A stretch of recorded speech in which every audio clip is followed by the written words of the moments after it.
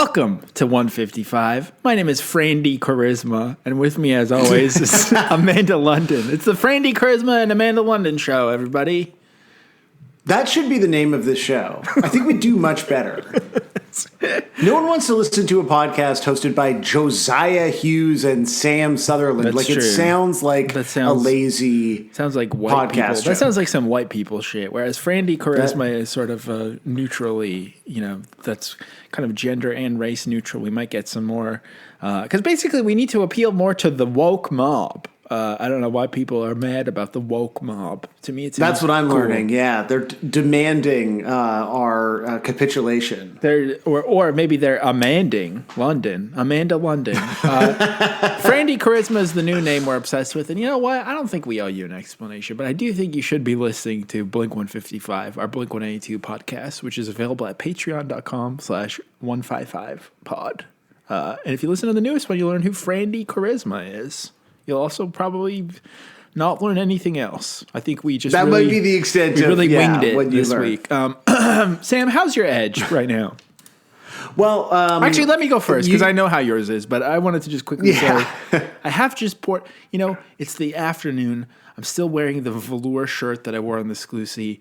I've got my chain. My freshly shaved head. I look like such a loan shark right now. And I thought, what better way to celebrate dry January than to pour myself a beer? So I'm having a nice, a non-alcoholic IPA right now. It feels so decadent. In the middle of the day, I know I'm going to feel like shit in about 10 minutes, and I just can't wait to get that. Your energy is going to crater. Your tummy's going to feel like shit. It's going to start feeling that nice old, that old familiar sourness that I miss so dearly. So that's how mine is. I like that they can bring you the worst things about drinking beer, even as a sober person. Oh yeah, it just tastes like pennies. It's so good. What about you, though? So how's your edge doing? Are you doing dry January? Or you were doing damp? I think you were doing damp January, you said. Damp January, and got a little soaked last night, which is a school night. That's not usually how I like to do things. But it was I just want to real quick say that probably I would guess, how old are we? I would think that for probably 20 years, you've been joking that it's a school night. It's not a joke. That's just what I call. It's a work. Does it sound like I'm joking? First of all, it's a work. Call it a work night. Oh my god! You had the Sunday scaries. Do you think anyone's ever said that? You had the Sunday scaries because you forgot that it's MLK Day today. That's true. I don't know why I said that. Nothing funny we could say about it. There's nothing funny about it. I don't know how to transition out of that. What do you think is the worst phrase? Sunday scaries or Sunday fun day? Like if you could only if you could eradicate one of those phrases. They're opposites. And also, I got to be honest with you. I kind of think Sunday scaries is cute. I think Sunday Fun Day is annoying. It has like RA vibes. Sunday Scaries, I think, is a cute turn of phrase. I think it's adorable, actually. A sweet way of describing your I'm scared about my anxiety. meeting tomorrow. Yeah. It's good. So I did not. There was nothing really particularly scary. Why did you last tie night, one on a school night? Well, flag. What is it again? Sheets to the wind? How many different ways? Okay, real quick, since it's dry January, hopefully some people are partaking in dry January, not drinking, and maybe you're missing alcohol. I think one way we could make alcohol seem really unappealing is for Sam to list the different ways that he describes getting drunk. Turns of phrase for getting drunk. Sam Sutherland. Okay, edition. Yeah. Tuned up. This is 3 sheets to the wind in your cups. Blotto. Have you ever said blotto before? I don't think I've ever said blotto, and I actually don't think I've ever said that I'm in my cups. I think you have definitely said you're in your cups. I feel like you've said that on this show. Oh, I was in my cups last night. I was in my cups. So last night was the final night that the television channel, formerly known as Aux, eventually known as A-Side, was taken off the air by the CRTC. So Aux was a Canadian music channel where myself, my wife, I forgot it was it was an actual TV. So because it was an actual TV channel. I met all y'all when I worked for some sort of like novelty digital magazine. That was really cool. Yeah, when the future of publishing was iPad magazines. That was definitely the worst I've ever been paid in my entire life, and it was really fun. Really? Yeah. I definitely did not negotiate very hard because the assignments were so fun, and I was encouraged to do such stupid things. But so there was a digital magazine that I worked for. That's how I met Sam's whole friend group, who I've always called the Ox Fam, because you're just always around each other. Because you're all we're saving the world, just like Ox Fam.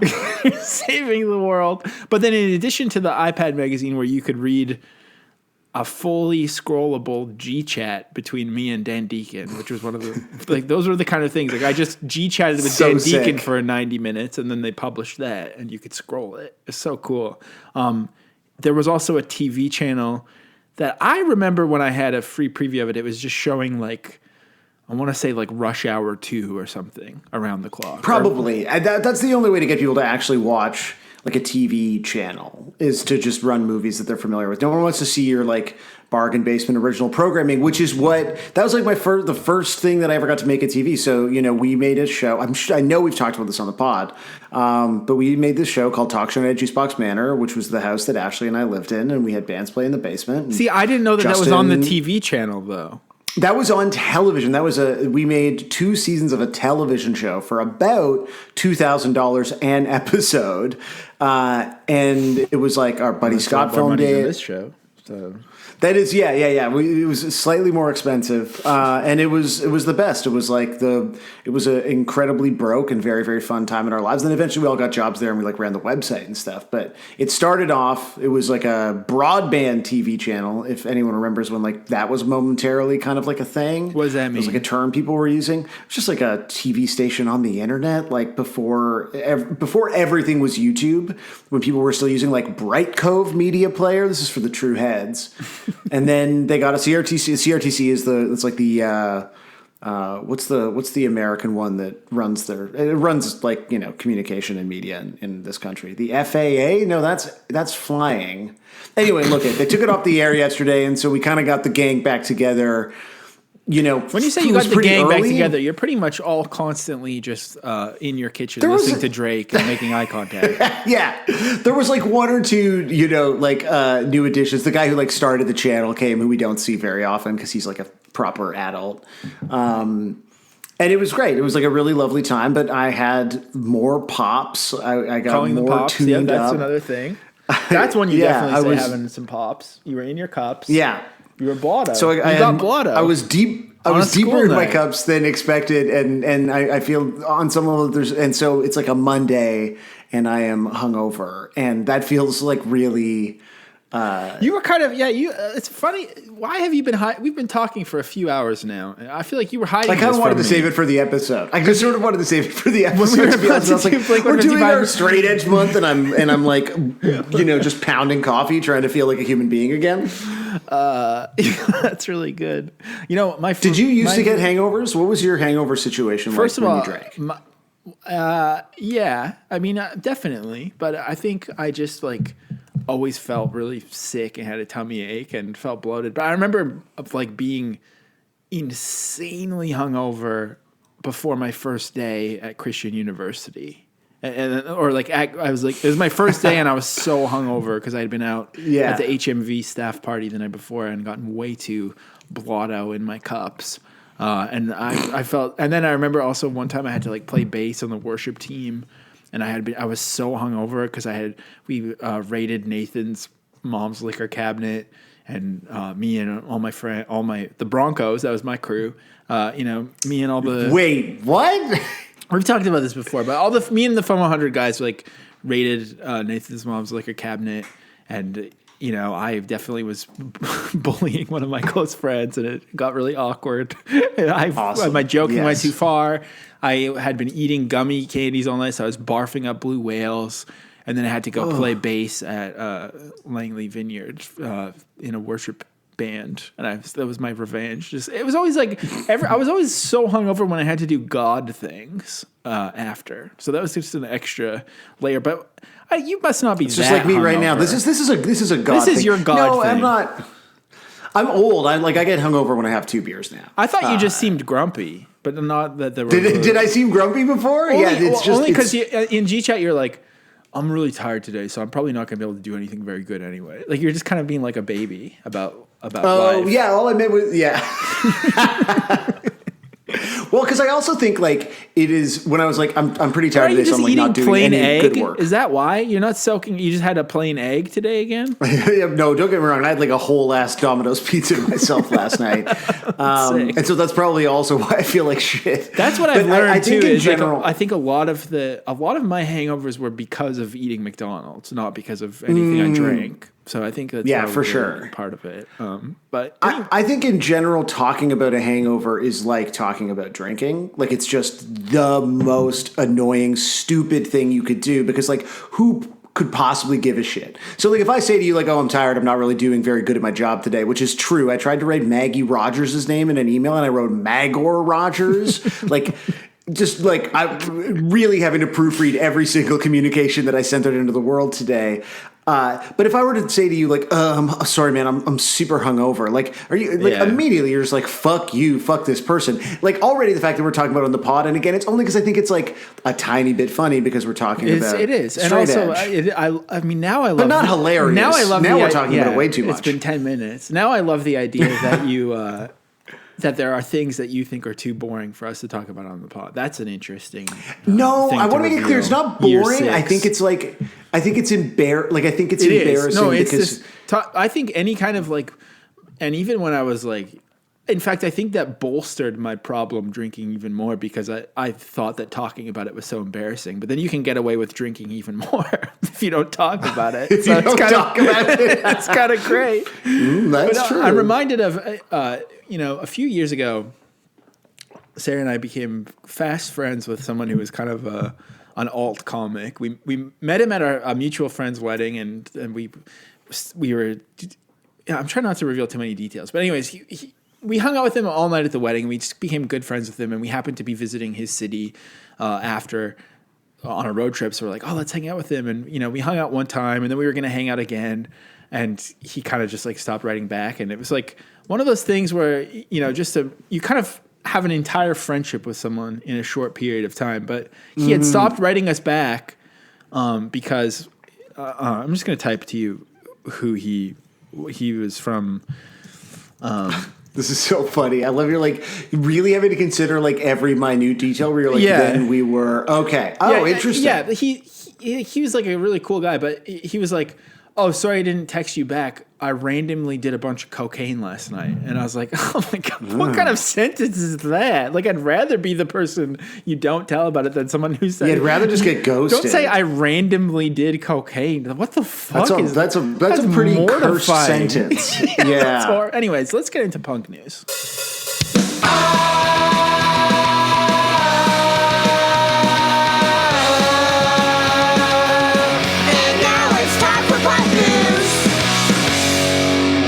That's right. It's everything that's in the news and also is punk. Sam, do you have some punk news you want to start with, or should I go first? I'll go for it, man. Okay, we'll see. Okay, it's not. I was worried that we were going to have the same one because you did a loop-de-loop and said, I have something better than what you sent. And then, but you... Well, it wasn't better. It's just something more... I don't think that what you sent me was bad. It's just... I think like punk news should come from our own perspectives. And that's true. I don't like the idea of taking punk news from you. And this is probably something that is... the algorithm forces on you when you search things because of your stature in life. This is from the website Showbiz Cheat Sheet. Like I'm always cheating off this sheet. Now, are you much of a cheater, Josiah? Like I can't imagine. I feel like you have a zero tolerance policy when it comes to I have a zero tolerance for any kind of mucking around. Any kind of cheating. I'm trying to think. Honestly, I'm very anti-cheating and I'm very anti, plagiarism. The thing that if people listen to the Scoozy this week, the thing that I was really mad about that Sam thought was funny was, again, a perceived stolen idea that was really had no bearing on anything. I was fuming. you were I had like steamed. steam coming out of my ears. Any kind of I would, if there was a website called Show Business Long Road, that'd probably be the one I read, not Showbiz Cheat Sheet. Right. So this is for people like me who are sort of keen to cut corners, get ahead, whatever they can. Of course, I read a lot of Matthew Trzynski, who do you think that who wrote this article. Do you think that it's this boy journalist that I just found on LinkedIn from Kitchener-Waterloo? Because it's quite a unique name. It's probably not. In fact, it links to his LinkedIn on the article. No, it's a different guy. Yeah, let's see. It's a different guy. That's okay. So it's not this. It's not Kitchener-Waterloo. This one's from Greater Boston. It's just that thing where you do where like this person has cropped their photo in such a way that they're standing, and you're seeing kind of their torso, but their head is dead center. So there's like a huge amount of space over their head. It makes them look incredibly short. You're talking about. You're talking about the other Matthew Trzynski, the Kitchener-Waterloo University student that we've doxed. I just don't crop your photo like that. Let that be my wisdom to you. Matthew Trzynski from University of Waterloo, graduate of 2018, is listening. You got to fix your photo. Also, you graduated 5 years ago. Like, you must have a better photo. We need a new photo on here. We don't need to be seeing this now. Let's now. What about this Matthew Trzynski who does? He has no photo, and I like that. I think that's better. It's more. It makes me want to connect because I want to know what he looks like. It's kind of. Now they have written for such websites as Taste of Cinema and Screen Rant, so Screen you know that Rant they've got is the one chops. of the worst websites of all time. I love it. Oh, absolutely! I think it's based in Montreal too. It's kind of cool. Good for them. All the like stickiest parts of the internet, and I guess I sort of do mean that literally, seem to come from Montreal, including me. So, yeah, you are Montreal's stickiest boy. Matthew writes this headline: Paul McCartney named his favorite punk song. That's an awkward headline. What is that? It's a great headline. I feel like it has no tense. It's not past or. It's just like tenseless. It's an interesting new way of constructing a sentence. Thankfully, Matthew's included a too long didn't read right off the top. So here's some stuff that we can look forward to in this article. Paul McCartney compared some of the Beatles songs to punk songs. He discussed what the Who's Keith Moon thought about punk rock drummers. Paul said he liked some punk rock songs, even if he wasn't a big fan of the genre. Would you like to know more? Yeah, sure. I mean, I will say this. Matthew is aggregating something from a 2015 book, but... It's still news. Look, we're fighting for content. Paul McCartney wasn't the biggest fan of punk songs, saying the genre went too far. Despite this, he expressed fondness for one of the Sex Pistols tracks. In addition, he said punk songs were for people who liked to behave a certain way at night. I would love it if it just left it with that. Don't expand on any of this. No. Now, would you say is that because, I think so much of this podcast has been and continues to be sort of trying to create a working definition of punk, and we've done that. Literally, we've done that. I think sort of in more abstract ways. And so, is this another literal usage that we should maybe consider? Is like the thing that binds together the songs that we've talked about on this podcast. Is it really that all of the people who made them and listened to them like to behave a certain way at night? Well, that's interesting because behave until we know what he meant, I think what we can glean from this is that you're just behaving a certain way. You're having some consideration of how you behave, whether or not it's going out to the generator show under the bridge or even just deciding to not scroll Twitter in bed. You're still behaving a certain way. So maybe any kind of certainty, as long as you're not passive about your night routine, then I think you're really a punk, probably. That's an interesting way to phrase it, I think. I mean, I agree with you, and I think we should just move forward with that definition. Now, Paul goes on in this book, since the Beatles made such songs as Helter Skelter, I'm Down, I Want You, She's So Heavy, Paul felt punk rockers weren't doing anything the Fab Four hadn't done already. He compared punk rock songs to Little Richard style. Paul revered what another rocker from his generation thought about punk songs. I know people like Keith Moon were not so much threatened as just pissed off that these people who were emulating his drum style were calling him a boring old fart, he said. All they had was youth, just the innocence of it all. Subsequently, Paul revealed what he liked about punk. It was good. It was the broom. It needed sweeping, he said. It was all a little bit Rod Stewart in LA at that time, getting decadent. But like anything, it went too far. Interesting. Paul said his favorite punk song was by the Sex Pistols. Pretty Vacant was my favorite, he said. This is great writing here. And we used to like the Damned, but it was fairly short-lived for me, all bashing and clattering and spitting. Damn. It was fine if you want to go down in speed to an all-nighter. Just jive out your skull, he added. But at that point I was married, so I wasn't into all-nighters anymore. It was kind of threatening at first. What does that mean? It was fine if you want to go down in speed to an all-nighter, just drive out your skull. Is he talking about some kind of drug thing? Like, is he talking about randomly doing cocaine, or is he? He might just feel like I randomly did a bunch of cocaine. It just last seems night. like he talks like Grandpa Simpson. Really, is what I'm saying. It's kind of it's very strange. So look, a little bit of old news, but like resurfaced and recontextualized for the modern listener of today. So thank you, Matthew Trzynski. When he says he thinks punk went too far, what do you think he means by that? I bet Paul McCartney like loves the Queen. And I bet he probably wrote this before it was like we fully realized how much John Lydon also loved the Queen. Right. He thought that, yeah. Because I'm just like looking at this photo of Paul McCartney. This is a man who really, really So you loves think that the monarchy. He thought punk went too far by critiquing the monarchy. Disrespecting the monarchy. Like I bet Paul McCartney has a lot of opinions about Meghan Markle. Well, who doesn't nowadays, really? Unfortunately, I feel like I have. I don't know that I have dick or about whatever. her. Do you have an opinion about the? I've developed opinions about the monarchy, like that aren't just like fuck 'em, I hate it, which is, I mean, that's the default. I think they're pretty. Do you feel like you've been forced into having an opinion?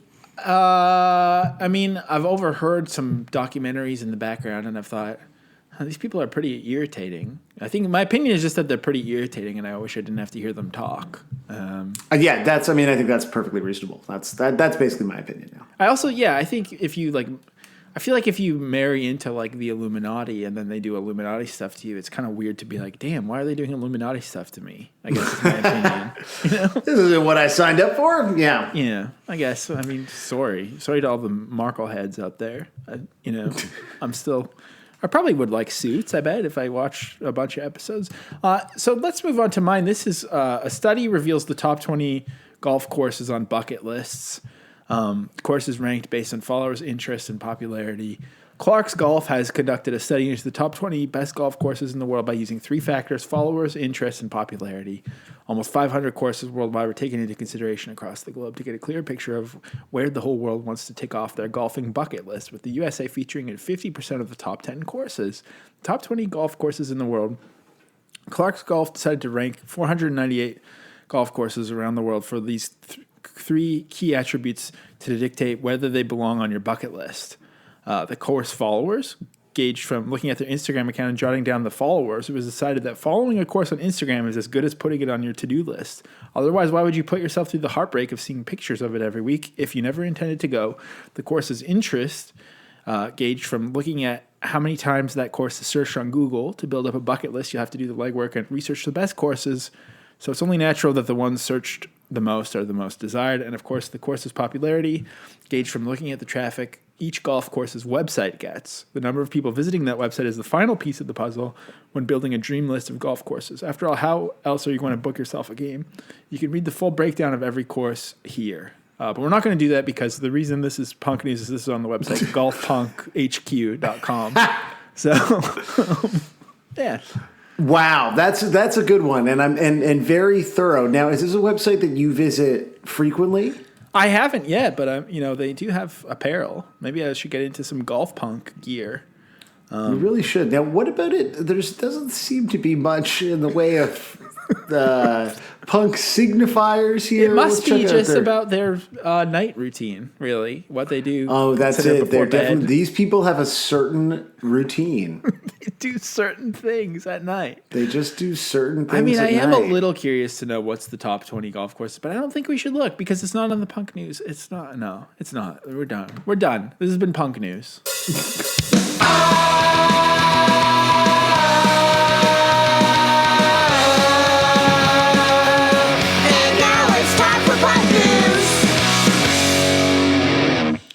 I'll tell you who I have real opinions about is those darned youth of today.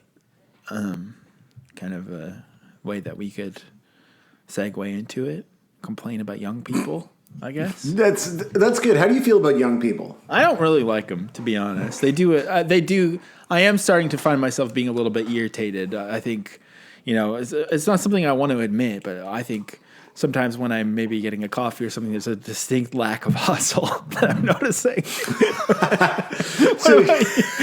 What about you? I mean, also there's like a third wave place that I used to love to hit up almost daily.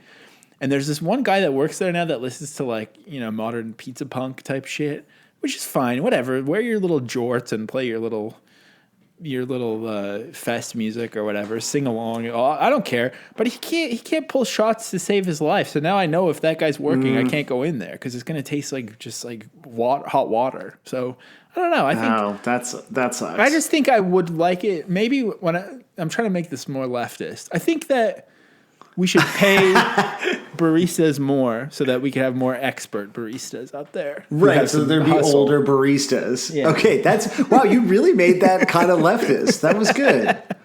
It should be a more sustainable career I think that's great. I think that's very because we should pay younger people half of the minimum wage. Absolutely. Yeah, younger people should make less and we should make more. What do you? Do you like young people? Do you like young people, or how do you feel towards them? I think especially it's always been the case, but I think as I get older, I think the only good age to be is my exact age. Because I don't like old people either.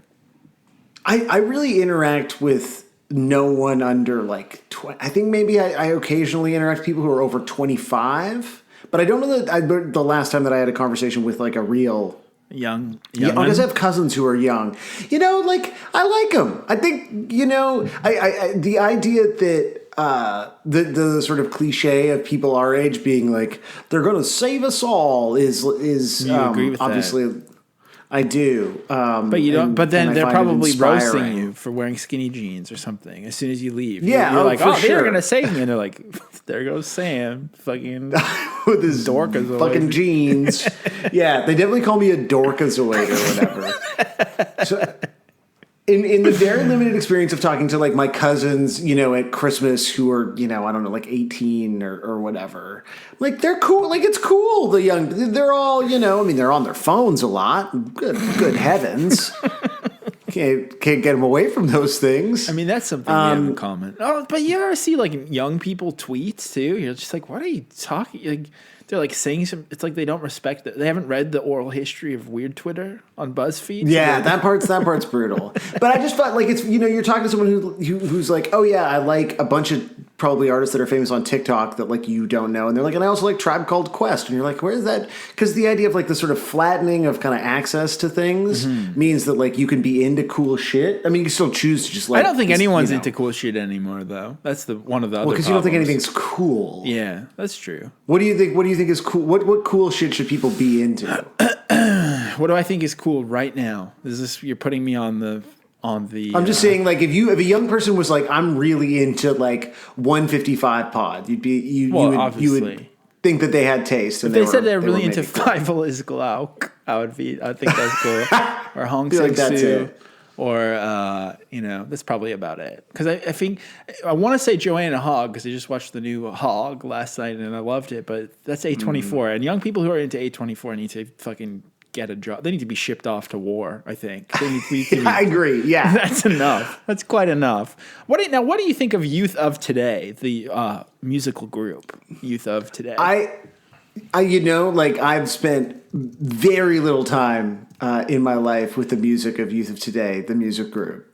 When you said that we were doing this song, I was like, didn't we do that last year? Like, I don't think. Here's the thing. Neither of us think so. Did we? Here's the thing. No. And here's the other thing is I also had to check because I couldn't remember. Because I think my main thing with Youth of Today is I've just looked at their aesthetic so much. I think they look like if you just do a Google image search for Youth of Today, you could just spend the afternoon in there and have a nice time just alone in there alone. I mean, the entire Youth Crew aesthetic is so beautiful and good.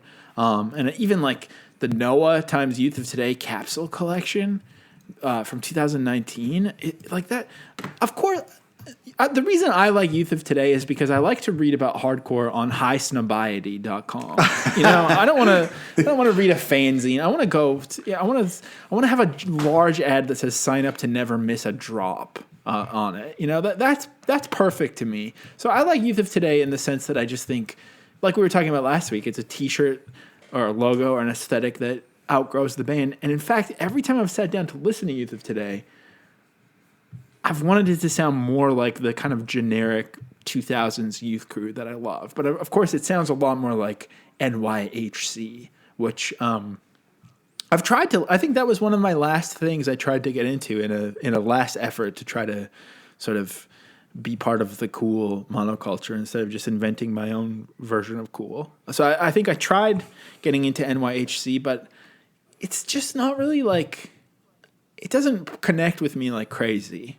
However, having listened to this song quite a few times today, I do kind of love it now. So, you know, I'm really just hedging because it's straight hedge. This is what we're doing.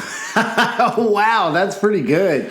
You know, like I listened to it a couple of times and, look, I imagine if you were a young person, you know, on the mean streets of New York or I don't know, the mean streets of Danbury, Connecticut, you would feel a way about this, but like I truly don't give a shit. It like washes right over me. I feel the same. Nothing about it, because there are like some NYHC things where you're like, oh yeah, it makes me like feel like, you know, listen to like Madball and you're like, wow, I feel a thing. You know, I don't really feel it though.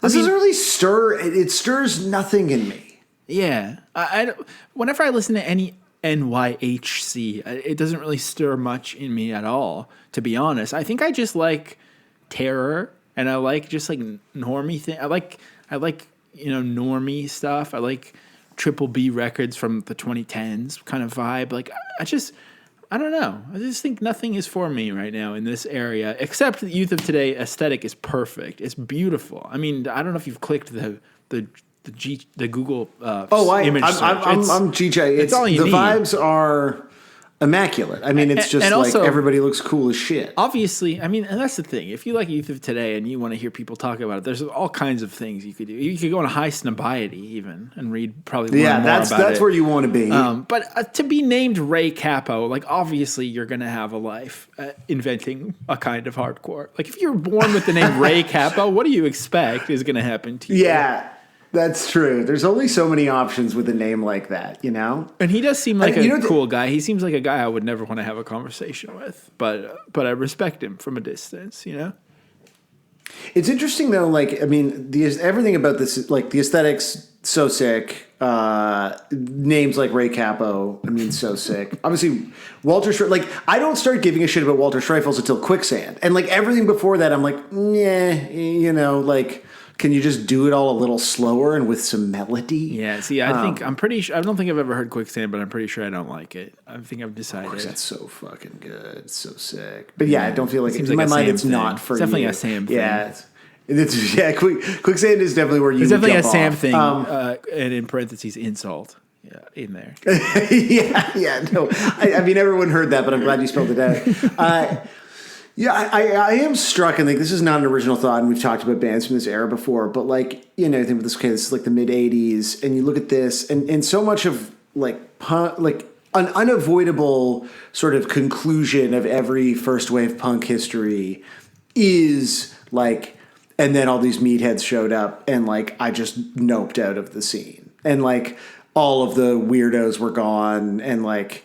You look at this and you're like, yeah, I can see it. Like now I like this, but I can see why as like a, you know, not that I was like an art freak, but at least like as a sensitive young man, like this just did not, there was no part of me that like wanted this energy in my life. That's complicated, I think, because I think, you know, if you take those to their extremes, Youth of Today aesthetically, the jock aesthetics is what has defined so much of fashion and visual design of the last maybe 20 years. I think it's maybe moved on to something else. Whereas the other extreme of what you're describing, the art weirdos, that's just keep Austin / keep Portland weird. Why be normal shit? And so they're kind of like, I think us being afraid of jock vibes really the people like us being like, I'm too sensitive for this. That we should have. That's where we fucked up as a generation, or the people before us. We should have stuck around and kept being sensy, but also letting the cool jocks make their little T-shirts. Because I think that we shouldn't. You shouldn't have to pick. You should be allowed to be a little bit YB normal and a little bit scary jock hooded figure. You know what? I think that's a beautiful way of phrasing it. In some way, I think that's why I do think Walter Schreifels is such an interesting character of this era. Like as someone who's managed to be like in a, blues rock band, but also like, reunite and still play Youth of Today songs and be someone who seems genuinely capable of like traversing across what we were made to feel like were oppositional kind of cultural spaces. So I think that's... But also an interesting thing, and I don't really know the history because I feel like it's too boring and well-trod at this point, but I also think Ray Cappo becoming the Krishna core guy is a way of reclaiming some YB Normal energy, maybe. That could be a way of like getting more out there with things. So I think it's easy... I just think it's easy to write off jock shit as being jock shit when you've... And then you kind of miss out the fact that there is these jocks have some nuances to them. It's kind of like you need the explosions in the sky of slow motion documentary about a jock to really see that there's some nuance in there too. That's true. And maybe that is the time in which I was able to sort of snap back and realize, because in retrospect, I don't necessarily think that I'm right. Although like, again, just for me as an individual, like I was sort of prepared to be like, fuck yeah. And then I was like, nah, I really don't give a shit. And it feels crazy to be like, I know this is a band that I'm supposed to care about. But you never liked like bad hardcore, right? Like, and I say that with love, bad hardcore. Yeah. This was like never my thing. But in general, when we go back and we listen to the stuff like now where I'm bringing like zero contextual baggage to anything, I tend to be like, oh, this is sick. Like when we did Judge, I remember being like, Judge fucking rocks. Yeah, I know. But that's the thing is like this Youth of Today is kind of like, obviously the youth and youth crew comes from Youth of Today. But to me, like what I associate with, I feel like I used to like circle the reviews in Heart Attack that said this is generic hardcore about people stabbing each other in the back so I could check it out because I loved it. I loved just the idea of just doing the same. And also because it all sounded like pop punk, but with just a guy being like, you fucking changed. You stabbed me in the back. You threw out all of your Bane CDs or whatever. Like, I like that. I think that's fun. I think it's it's like jazz or whatever, It's playing outside of the, within strict parameters. Maybe not jazz. Right, yeah, you got the standards. Yeah, exactly. The ultimate fake book of, It's so good. So cruelty being done to you by your former friends. I think just because I'm stupid and I listened to it backwards, and I probably the first youth group band, if I really think about it, I ever heard was probably Stretch Armstrong. And then it went backwards through like Comeback Kid, and then Reserve 34 from Vancouver is one of my favorite bands of all time. Rain City Games, all time classic. But it was still all that kind of stuff that was more melodic and poppy and guitar picky and amazing core. So then you go back to the source of Youth Crew and you're like, this sounds it does. It sounds like homework. It really does. Unfortunately, sound like homework. But I mean. Yeah, we could talk about it forever. I do think "Break Down the Walls" as a concept that's a perfect song title. It's so good. It's so good. And the lyrics of the song are again like they're really good, and they're just about everyone. Like it's about unity. It's about all these great hardcore words: breaking down the walls, unity. I used to think that labels were just a symbol of pride. Over time, I've seen they only serve to divide. It's so easy to judge people by the way they seem to be. We must overcome this problem to live life peacefully. Break down the walls. Look beyond the fashions or the crowd that they hang in. Look beyond their riches or the color of skin. Look beyond appearance and the truth you will find. Look for what's inside before you make up your mind. That's so sweet, and also seems to be pro-rich guy as well. So. Yeah, there's something about that that's so like, that can only come from Connecticut, right? Where it's like, look beyond my riches. Like, I have never thought to myself, Sam, you're too quick to judge people because of their riches. Right. Do you judge people for their riches? I mean, I think What's the thing that you do judge people for? I think there's a lot of things. Obviously. I mean, I think, there was for some reason there's been like 6 months of Nepo baby discourse. I do think that like Nepo babies probably should be judged for that. However, so you don't agree with the youth of today in terms of I guess in terms of Nepo babies, the riches of say Allison Williams. However, whatever. I will say this also: the counterpoint is nothing at all is good. No one's ever making anything good, so it doesn't really just let the rich people make their little shitty 6 out of 10 TV show. Who cares? Like it's all garbage, anyways. It doesn't. None of it's going in the canon of history, so it's fine. You talking about Velma right now? Is that what you're mad about?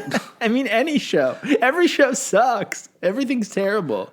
Except for Paul T. Goldman. Have you watched that? That's a good show. I've heard people are buzzing. I just watched The Circle right now. That's the only thing. And then there's too many episodes and they're too long. And so that's all I care about TV wise. And no one smart is making that. So what do you judge people by? The color of their skin? Is that what you're going to say? Yeah. Well, I'm just looking at because I feel like verse 2 is where they really start listing things out. So let's say look beyond the fashions or the crowd that they hang in. I don't think because I'm not terribly. I think I definitely judge people. Fashion-minded. I think pretty much other than the color of their skin, most of these things I do. Judging people by their fashion, absolutely. I mean, when you first meet someone, you don't see what kind of shoes they're wearing, see what they're working with down there. I do. Absolutely. No, see, I don't think I've ever thought I should look at their shoes. What's the first thing you notice on someone when you're their soul? Their soul. That's the first thing you see. Through their eyes into the soul. I don't know. I feel like I recall you complaining that we were eating dinner across from each other because you don't like eye contact. So I feel like that's not true. Or are you just scared of my soul? No, I don't like looking at anybody. So what's the first thing you know? Or do you not even notice? You just kind of hope that because I glance away. I think I'm a body person. I like to look at their body of the people that I meet. Okay. Like what? So the fashion to me is just getting in the way of an assessment. That seems much worse. Of the I feel body. like judging someone by their shoes is a lot different than being like, are you going for BMI or something, or like you're doing just how it all works together, you know. Okay. So I would say I can look beyond the fashions to the body. What about the crowd that they hang in? I obviously judge people based on that. Like, yeah, big time. And there's like people that I'm really good friends with. Yeah, and I think about like being close friends with people who sometimes have like other close friends that I think are like very stupid, and it is a real struggle for me. Mm-hmm. Like I'm like, oh, does that make, am I dumb then? Because like your other friends are fucking dumb. Yeah, that's true. I've noticed that too with like when you have friends that then they have their other friends are like kind of awful. You're like, damn, that's interesting. I don't know. Yeah. Like I don't want to think too hard about this. Look beyond their riches or the color of their skin. I think I'm capable of looking. In fact, I like to look at riches, but in like a positive way. Well, yeah. So I don't want to look past the. I want to look right at the riches. I think you're proving that it's a game to you. You're climbing. You're befriending people in order to get something from them, and I think that's fair. That's not in natural. all cases, but yeah, absolutely. Now look beyond color of your skin. Look beyond appearance. I don't think you could possibly claim that one because you're saying that your main thing when you meet someone is you don't look at their eyes or what they're wearing, and you just imagine their naked body and what it looks like. Yeah, exactly. You know what? I will say, so here's the thing. I honestly couldn't tell you what I noticed first about someone, but I do think I can't look beyond, like if someone is just like, not appearance, like to me, I just want to see someone who's like trying. And if you're not trying, so I can't look beyond appearance if, what does that mean frankly, to you, trying? Yeah, just like if you look gross. Like dirty? Yeah, if you're dirty. Like ungroomed or unclean. Yeah. I think like being, but you know what? Here's the thing. Recently, like my nose hair trimmer died, and I didn't trim my nose hairs for like 6 months. Oh, I don't trim mine at all. To be honest, you don't trim your nose hairs. I got reachers though. Sometimes I do too, but I actually just sometimes just like raw rip them out when I'm bored. Oh yeah, same. Yeah. When they get long enough, you just get in there and just like, and it's like a little tough. It's kind of amazing how many are in there. I think you gotta go. Is there any shoes that in life that you hate? I guess would be my question. No, I definitely don't have shoes I hate. Do you have shoes you hate? Of course. If somebody's wearing like what? What shoes do you hate? Oh my god! Like I don't want to say it because I know this probably. No, you should say it. This is probably a shoe that is worn by a podcast listener. Probably. This seems like a podcast listener shoe, but these On shoes that everyone wears now. Sorry, I thought you literally weren't going to say it. And you were going to G-chat tier me like no, a type of shoe. These kind of shoes. What is this shoe? I don't think I could be friends with someone if they wore these. I even would go as far as say if you were wearing Under Armour in public. I just don't think we would I don't work. know, man. I don't think it'd work. Here's a question. Us. I have Under Armour leggings for jogging in the cold. Yeah, that's fine. Now, would you judge me? No, because they're just the cheapest gear. I think if you have nice workout gear, I'm also going to judge you. That's too far. I think having shitty, you should be casual. Casual about working out that it's a casual thing. But then, yeah, I don't know, man. Like these On shoes, that's too far. Or also, I keep seeing ads for this new company, like.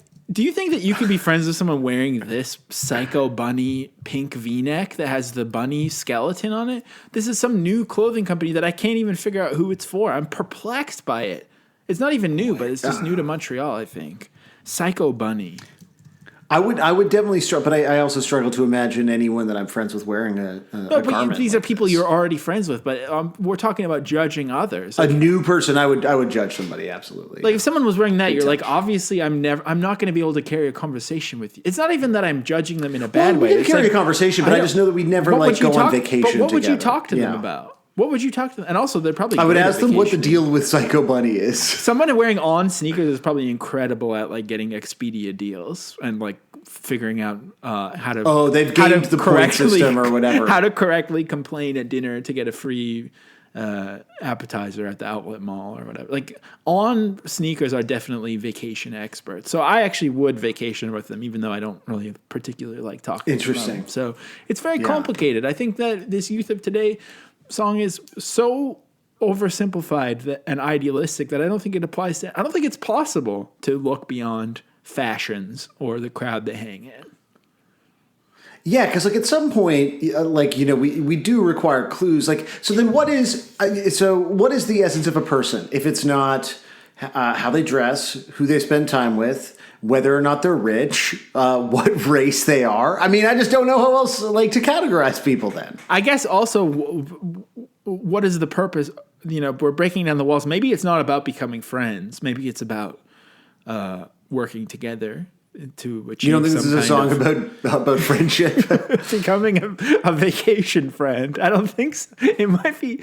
Well, it's about living life peacefully. So I guess. Yeah, at a White Lotus resort. I honestly still don't think I could live a life peacefully with someone wearing On sneakers and a Psycho Bunny V-neck. I just don't think I could do it. I don't think I would experience peace. I would be in such a state of anxiety from their clothes that I think would be very difficult. Really agitated. Yeah, I can imagine that. Do you have many friends that are I don't. Dramatically different than you? But that are like dramatically different than you? I think so. I mean, I think I'm pretty weird. I don't know. I think there's only there's no one really who's into all the Careful, same it really things starts as to me. sound like you're calling yourself random. I am. I randomly did a bunch of cocaine last night. I think that as I get older, especially, I learned that if you have one thing in common with someone, then you can just build off of that. It doesn't have to be the same person over and over again. Because I think if I met my doppelganger, I would probably kill him and eat him. So, I can imagine you struggling with another Josiah. That's kind of the same life. as you, because I feel like you're not really I think I've noticed that people who are similar to you also kind of get irked by. Like your friends aren't exactly like you, really, are they? They're definitely different enough for me in crucial ways that I don't hate them. Which I feel like anyone who's too much like me, I'm like, there's just not enough room in my heart. Stop ripping off my shit. I invented being a wacky white guy. I'm the only wacky white guy with glasses and a little bit of stubble. Yeah. A true original. I hope people can look beyond my appearance to see what's inside, which is probably the same as those other guys. Well, let's check out some Youth of Today live videos. Maybe that'll make us like it. Oh, yeah. Here's them doing it in 2012, which is a long time ago now. This is Rev 25. I mean, Revelation Records, such a cool label name and logo that there's so many context. Ironically, the context clues for this just make me like it all the time, no matter what. So this is a great. Was there like a bit of a voice crack there? I think so. Hey, Yeah. where is it Scoob. today? Velma. Break down the wall! Break down.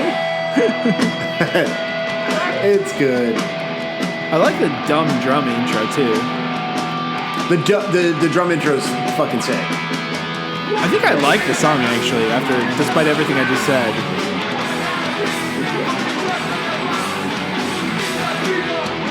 It's so stompy. This song's good. I need to delete the rest of the episode. Yeah, we should. You want to start again? I would love to. Can we start it again? On restart again, more like. Was that the most popular one in the end on Discord? I mean, no one really. We keep giving them reasons to weigh in, and it's not as much as. So everyone, if you want to join the Discord and have a direct line, tell us you're mad about what I said about on shoes. Sign up on Patreon. Here's also, this is in 2022, sorry, 10 years later. Sometimes you gotta fight it, and sometimes you gotta let go. Disengage. He kind of reminds me of Feldy a little bit, actually. Oh yeah. But I think Families hate families. We have so much in common, even with our so-called enemy. If we can look underneath the politics and see a person's heart, it's a rare few that are radical assholes. People genuinely just want to be happy, and they have different ideas of how to do it. If we lead with dignity and giving people do you think anyone leaves this? Grace Do you think anyone even listens to these things? Trying to sort of hear. Like, do you look around? Do you think any of these heads are actually receiving this information? And it's been This gotta hear both sides monologue? Yeah. We don't want to build up these walls. We want to break that shit down. He didn't crack his voice that time. He's less excited about it. Honestly, I think they got tighter in 10 years. We'll hear the guitars. Yeah, they sound less sloppy than the Rev video. This seems like a small show for what I would expect. I know. Well, I think it's at a venue called the Middle East, which, you know what I've been thinking about lately? Okay, so that's like a famous venue, I've been thinking lately that I'm pretty sure I can't think of an exception to the rule. I think that every single venue name is embarrassing. And if you, like, as soon as you start saying what venue you're going to, you sound like a character in Nick and Nora's Infinite. Yeah, it's like it all sounds fake. You're like, I went down to Sneaky D's. I love, get out of here, Sneaky D's. I love Broken like City or all this old- shit. And people talk about, like, oh man, Larry's Hideaway. Like, Is there Larry's Hideaway had anything the worse best than shows. hearing someone say the Horseshoe? I know if you live in Toronto, you probably are used to it, but anyone outside of Toronto, just think about how cringy it is to hear some fucking old guy talk about the Horseshoe. Get out of here. Well, how do you feel when they talk about it as the shoe? Oh, that's horrifying. I was in my I don't think I've cups at said the shoe. horseshoe. Yeah, I don't think I've said the horseshoe in What do you say? a long You say time. the full name. I say the shoe. It's at the shoe. I'm always going to the shoe. The show's at the shoe. I think every venue Love name the is shoe. bad. I'm pretty sure. Hang At out in the least front bars. room of the shoe You know, first? if it's a hall, maybe I just love halls. Like Sealand Hall, that's cool. But saying like, I don't know, the Biltmore. Oh, we're going to the Biltmore? Get out of here. It's so No, but we're going to Lee's. Oh, yeah. Propagandi's playing 2 shows at Lee's. terrible. Great. Terrible. I hate venue names a lot. But anyways, here's a classic I'm venue. like firmly on the. I want to make this clear. Like, this is a divide between us. I'm going to struggle to break down this wall. This is a venue called CBGB's in 1986. definitely going to like this one, New obviously. York City is just a place where you can turn away from some shit. So much shit goes down that you want to ignore and you want to not get involved with. But if you got any decency inside, you just won't. It's a new song. Everyone's welcome to sing along. It's called Break Down the Wall. See, back then his speech was more of a poem. It was more like a opening of It's a Beautiful Day in the Gulch episode. Yes. Oh, this is... I mean, I knew we were going to love it, but this is unbelievably sick. This is so fucking cool.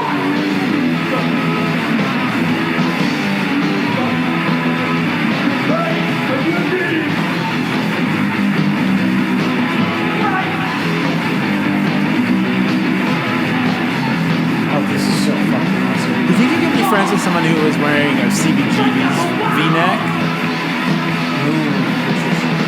I owned a CBGB shirt in high school. I think it's just V-necks. Around the era of the that photo I've seen. that I sent you during the... Oh, so it's just V-necks. I mean, I don't think I could be friends with someone wearing a CBGB shirt. I would love a CBGB shirt now. I think it would be... Now's the time. We need to make a... Now's the time. We need to make a pod CBGB shirt, I think. I have so many merch ideas. We need to really...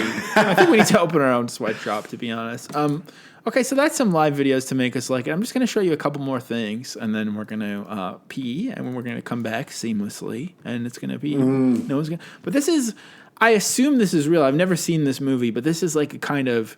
this is what corpsmen like to do, is catalog these kinds of things. This is a YouTube channel that has very little followers called Punk and Metal on Screen.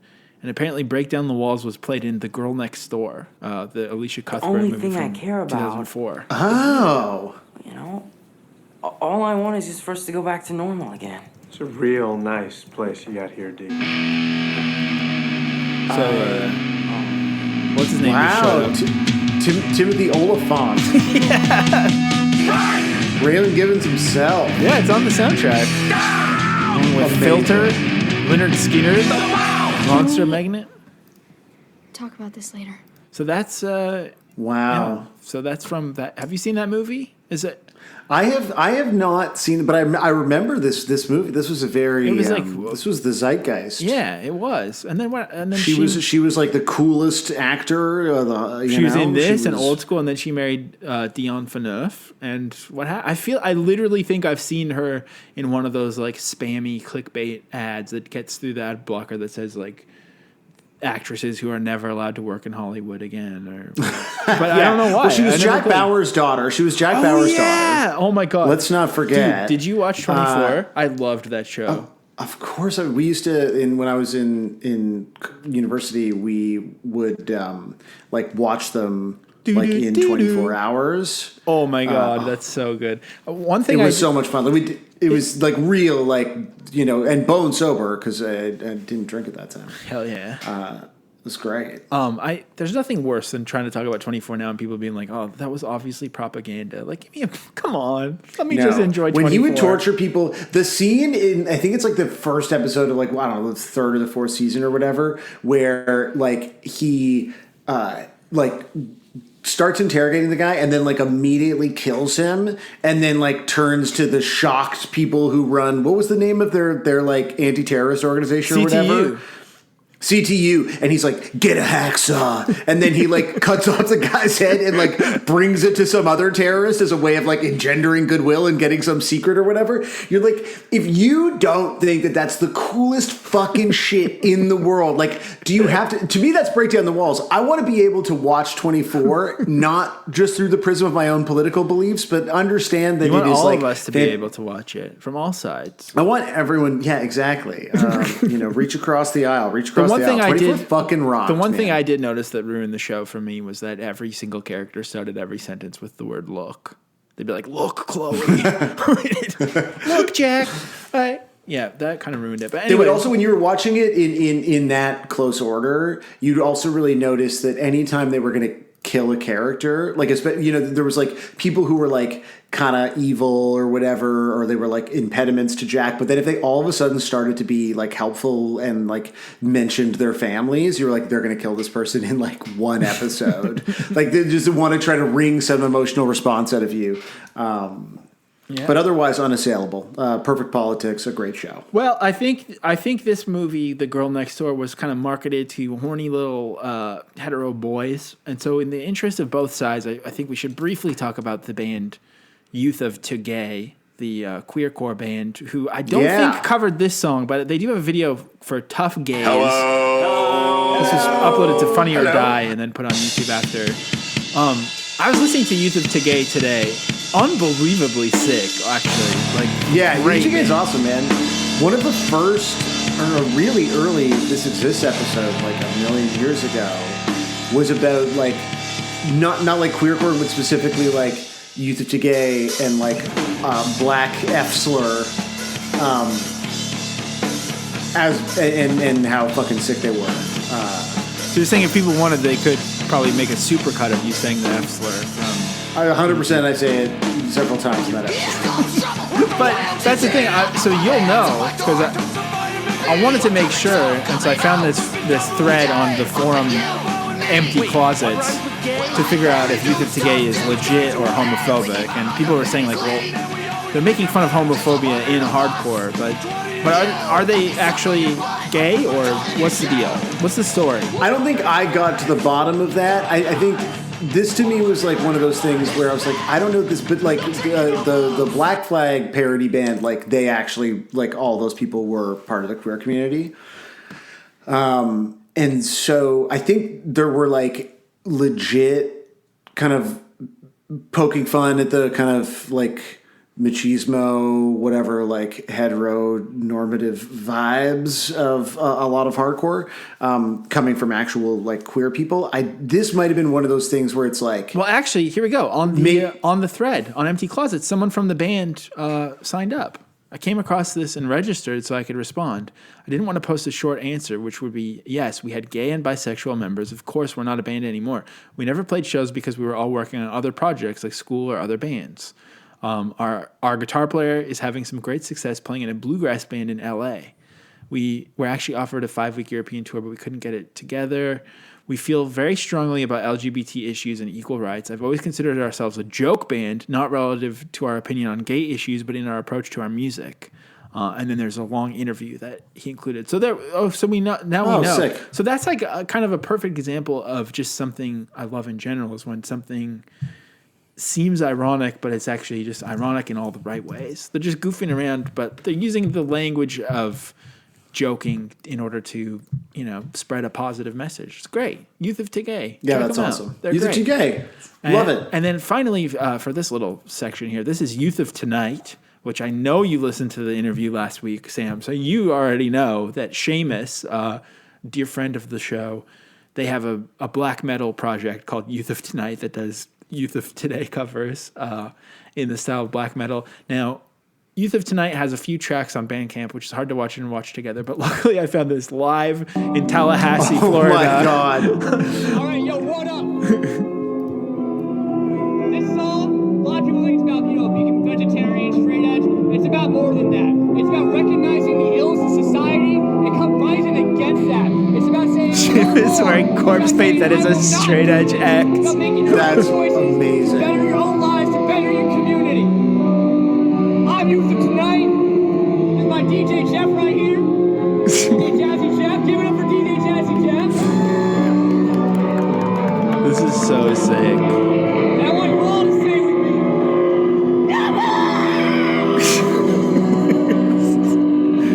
me. Youth of Tonight also on the Generational Divide Blink-155 compilation. If you know the words, sing along. Watch out for each other in the pit. Wait, James is wearing 3 X swatches with the X corpse paint. This is so good. Oh my God. This is fucking awesome. Taking a little while to come in. Let's get to the point, Seamus. Just the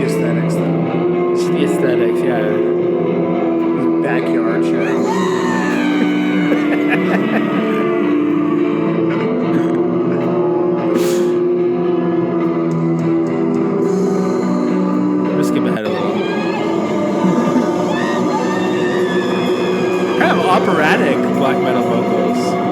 This is so good. It's like it should be so much more annoying than it is. I mean, maybe if you're listening at home, it was still annoying, but I think it's not as annoying as you'd think. It's just sick, really. It's definitely less annoying than you'd think, for sure. The visual component, I don't know what it's like watching at home. The visual component is very, very powerful. It's so good. Like the sheer number of swatches and the straight edge corpse paint. It's just like it's as a holistic, creative expression. It is a special thing to behold. Well, I wasn't expecting there to be lots of covers of this song, and there actually are. But before I realized that, I did write down a whole bunch of songs that are called "Break Down the Walls." So we're gonna check out some of those. Good. So good.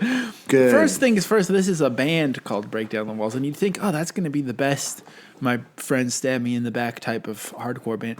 Well, no, it's some sort of like... I promise I will miss you when the winter comes. Some kind of like maybe Pure Volume type of band, maybe? You know when like a band obviously should be playing pop punk, but they tried to be like vibey instead? Yeah, oh yeah. I don't know what kind of band that is.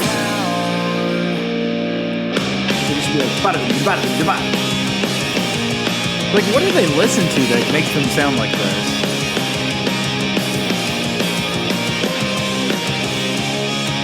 And the lyrics where I feel like a dog like in the Wonder pound. Years. Okay, so this is like what happens when you listen to the Wonder Years. But I think Wonder Years like have like some more. But yeah, honestly, I think the answer is the Wonder Years. All right, well, we figured it out. So this next one is uploaded by Bagel Boys 5.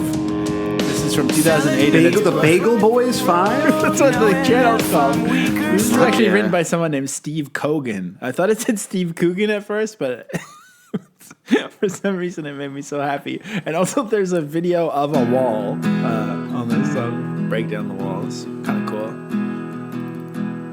Steve Coogan. Steve Coogan. I've been watching Chivalry, the new Steve Coogan show. Oh, I think I watched that. Is it? Let me see. Is it from like last year? Yeah. And the walls which in and the walls which out. I won't tell you how I feel about it. They talk about breakdown. I'm very obviously saying I didn't like how it ended. Is all. Breakdown. Oh, okay, interesting. I'm worried that they're setting them up to hook up, which I don't buy. Down to the ground. So I feel like that's where it's heading. Well, we're talking about Steve Coogan, not Steve Coogan. Sorry, not Steve Coogan. Now here's Aya Terra, Break Down the Walls, Coming to Light. Kind of seems like maybe something Ray Capo would have been into. I like this vibe.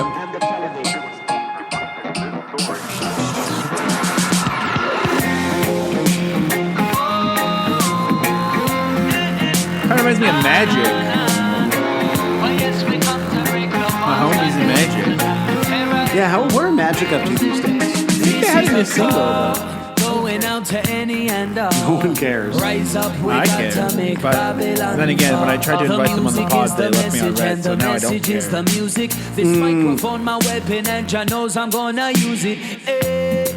that's what Break Down the Walls, warm-up jam, Ian Brown from the Stone Roses. So this is kind of full circle back to being hardcore, I think, because the Stone Roses are probably the most influential band to hardcore guys trying to get into something that's not hardcore. I don't think I've ever listened to the Stone Roses. They're awful, to be honest. I mean, I know everyone loves them, and I've tried, but I think they're horrible.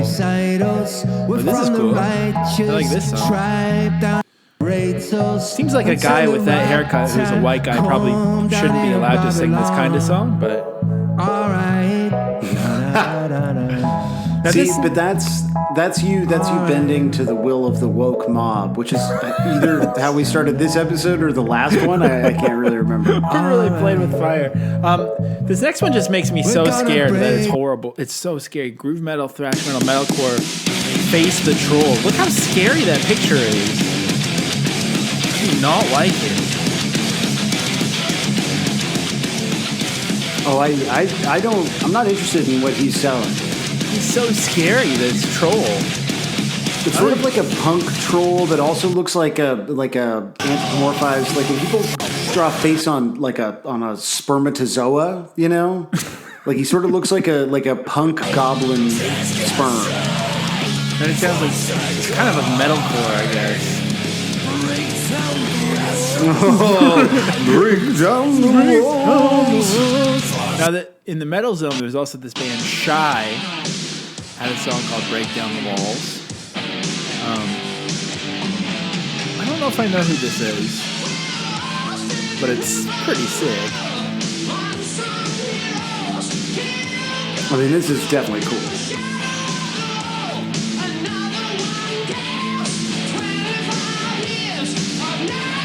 Kind of dressed also what like a lot of modern punks dress like hair metal guys for some reason. Then I also found this German speed metal band called Not Fragile who have a song. This is probably the coolest one I found.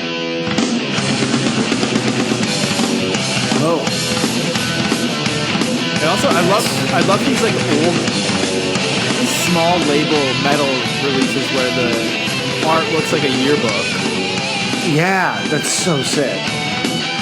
Top Guy definitely rocking a really great era-specific mustache and general haircut. I love it. Yeah, this is good. Is that what you were hoping your mustache would have more of like a booty down kind of look to it? Yeah, because I was hoping to look like I could groove. Yeah, and also they're called Not Fragile, like such a good band name. So cool. This is good. So that's the best this is on one. That Apple episode's going to Music? get a lot worse. Might be. Now this band, Asking Alexandria, I thought it might be like a repeat of last week that this band was covering the hardcore song, but I think this an original by Asking Alexandria. Now who's this band? Do you know? I think this is like another alternative press, kind of like metalcore band, sort of what I thought. Yeah, metalcore is the first thing listed, but to me this doesn't sound like metalcore. Let's see. Find the front man. God, this is so bad. Oh, they don't have any controversy section on. Wow, that's shocking. so they can't be. Not Fragile is not available on streaming. It appears. Damn, so we found some real deep cut shit. Oh, this is like Five Finger Death Punch. Seriously, so awful. Oh my god. That was so bad. Well, I've got two left to kind of save the day. I think I can bring it back to the pop punk zone. I think I consider this pop punk. It makes me want to go back to listening to, go back and check out some of this stuff. And I think this might be a Canadian thing because it looks like they're inside of Sonic Boom. Let's write a song. If you look on the counter there, this is Austin and Ally from Disney Channel, which I always thought was funny because I have brother and sister cousins named Austin and Ally, so I thought maybe this was about them. But. Hiding out in the shadows, scared to show. Yeah, I don't think that's true. Sonic Boom? I mean, I'm looking at the leafy greens outside. Probably a lot of Sonic Booms in this world. This song is sick, though. Man, the name of the Not Fragile album is Hard to Be Alive. That's so tight.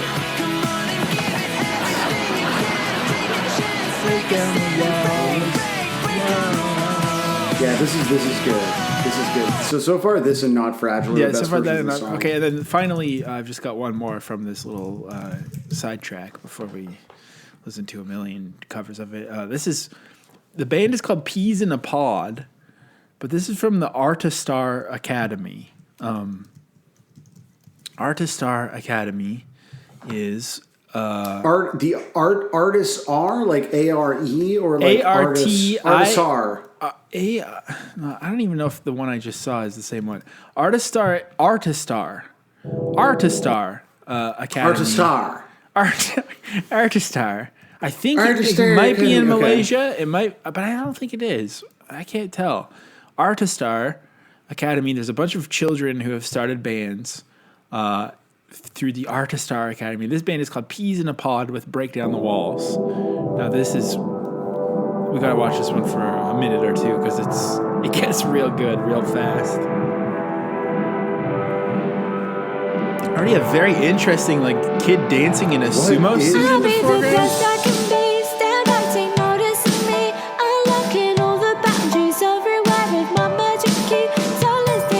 So there's a girl singing the hook. Oh, there's some rapping coming up. I'm just gonna let you know right now. Okay. We'll keep fighting, we'll keep trying. There's a lot of kids wearing sunglasses also. This is so fucking good. It's so good. Here we go. Oh, I gotta hear that. I gotta get a clean cut of that line. Yeah, sorry. It's very new radical. Remember this moment if you ever feel broken, if you're lost and hoping, keep calm, stay focused.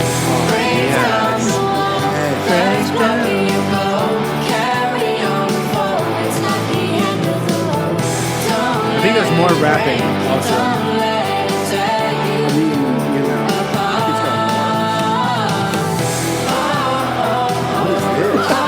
It's like I think they were trying to give them all sunglasses, but they didn't have enough pairs. So one of the kids is wearing like Bubbles from Trailer Park West, and one of them's wearing eyebrow glasses.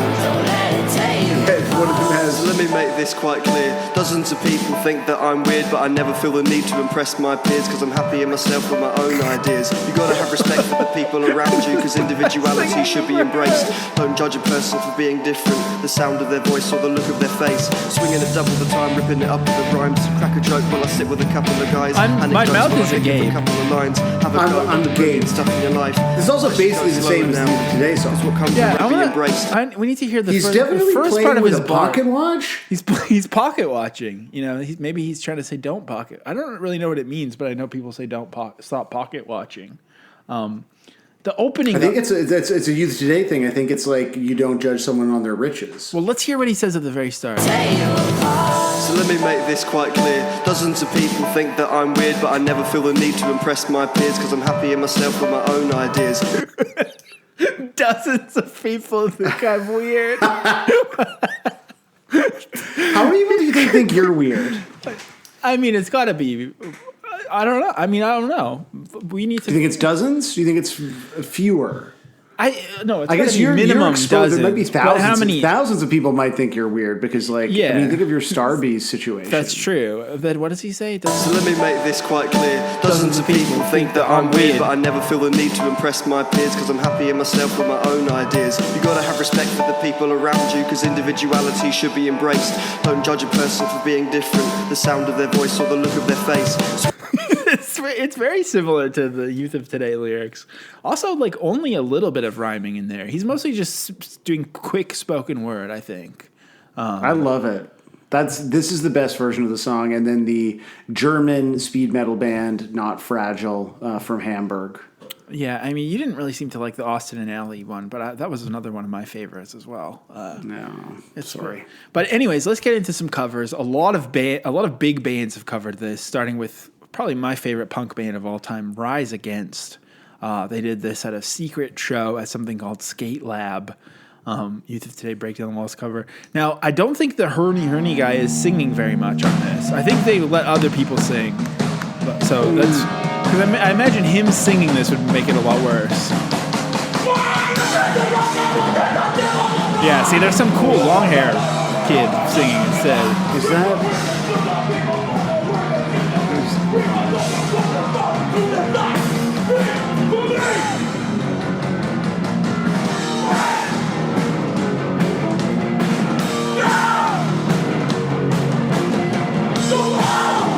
Dude, the singer of Rise Against is such a youth pastor. It's insane.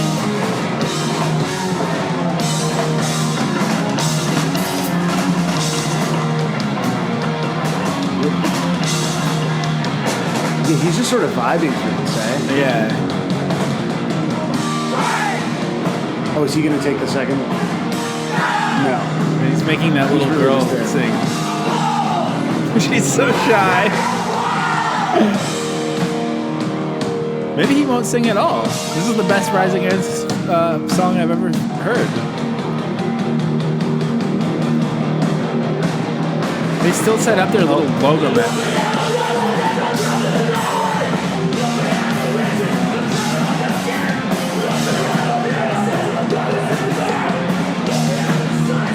Does he sing like this sometimes in the band? I don't. Maybe. I thought he would be like, I feel like that.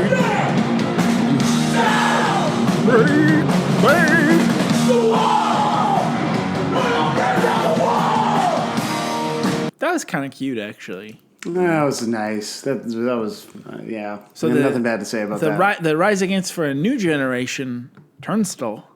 They covered it as well at an after show, an after party. I think this is like probably around the time of that EP or something.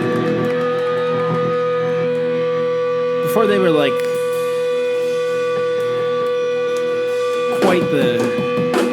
before they were a Condé Nast band, and they were still just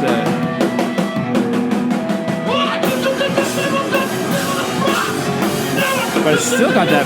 This doesn't sound like Third Eye Blind. Really great front man, the Turnstile guy. There's no Stephen Jenkins.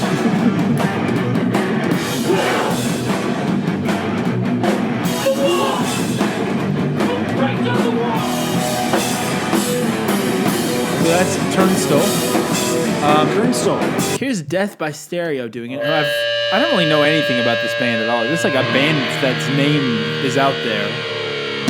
But they just always felt like a band that just existed. Yeah. You guys like know them from like songs. But they really hitting hard. Sounds I gotta turn down the watch together. Death by Stereo. Oh, also referred to as DBS. I've heard of them. Yeah.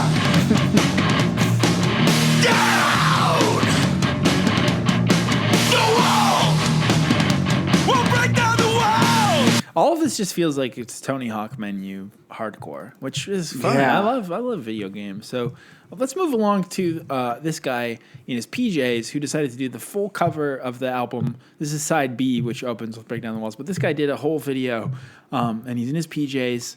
I think it's pretty cute. He's wearing a polo Ralph Lauren shirt. Now, he's got a lot of beer in his basement, but that's okay, I think. I mean,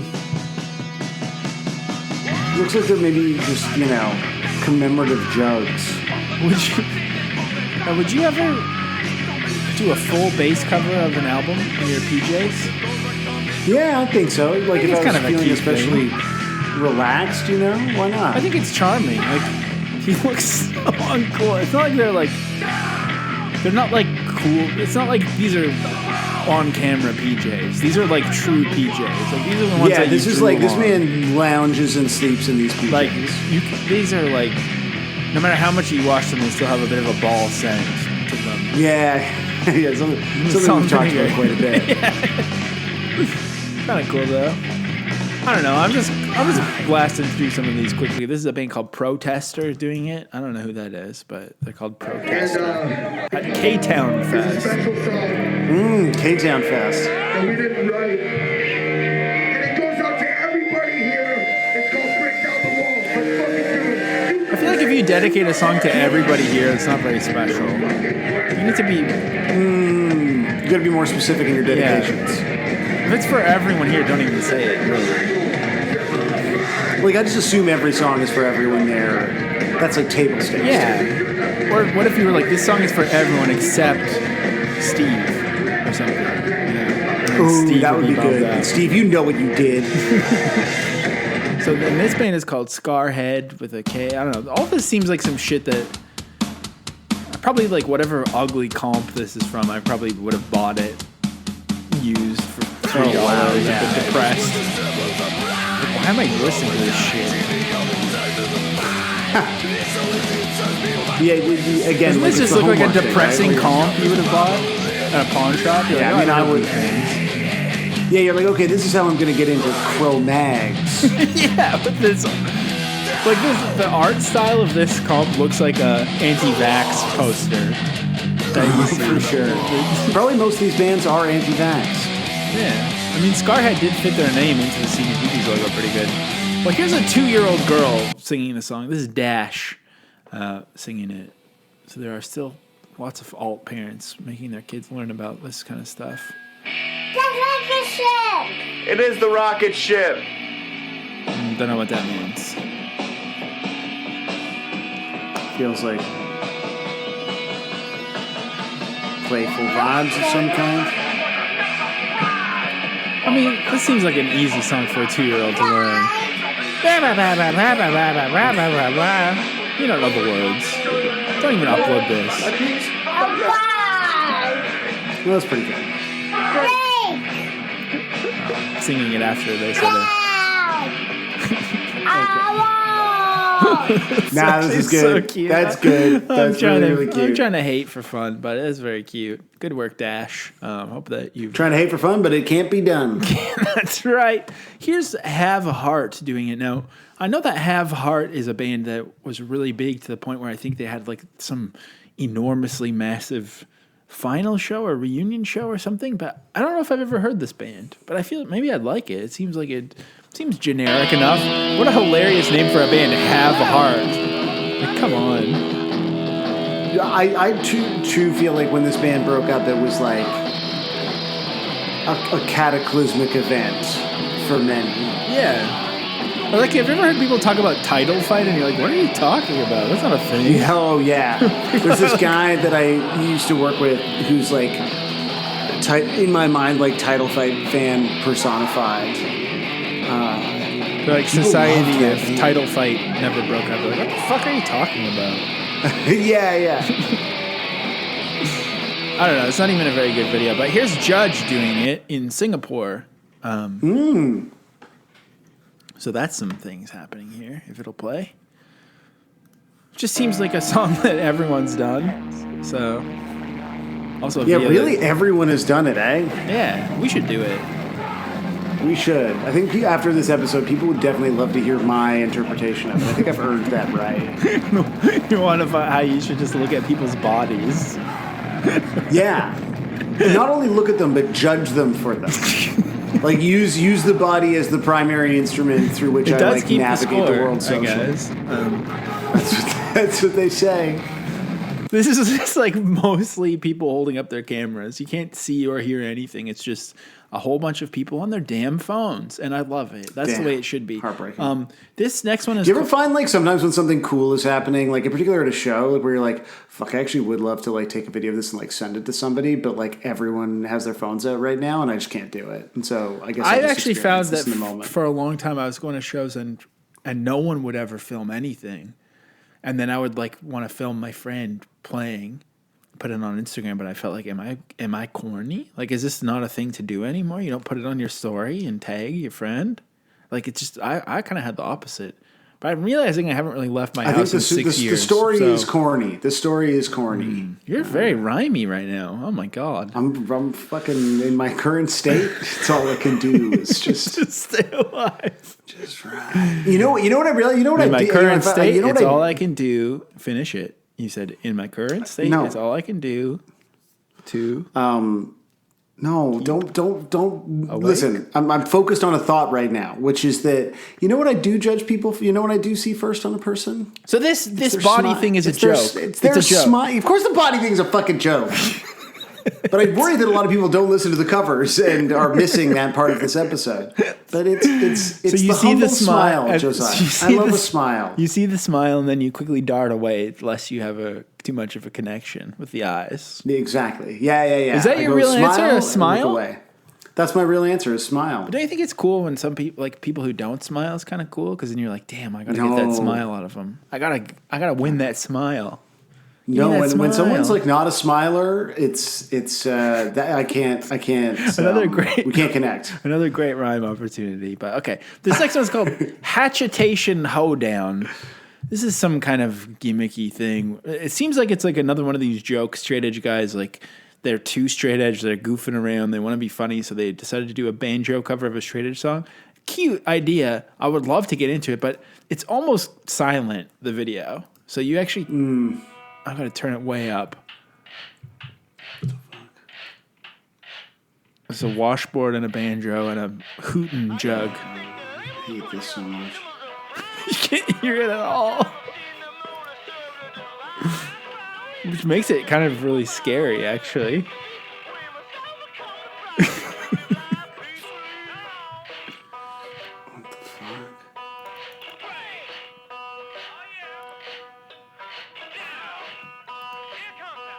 It sounds kind of like Tom Waits or Ugly Casanova or something, maybe. Yeah, for sure. That's definitely like some where you're like, oh, maybe I'm going to listen to some Tom Waits, and then that starts happening, and you're like, I think I'm good. Yeah, I'm done. I think I'm happy to leave that part of my life. Well, in the here's past. something that I have left in the past that I remembered fondly, and then after hearing this earlier today, I'm like, maybe I don't like this actually at all. And you're probably going to get mad at me for saying this, but this is Adam and his package covering Break Down the Walls. Oh. It's just, I don't know about this now.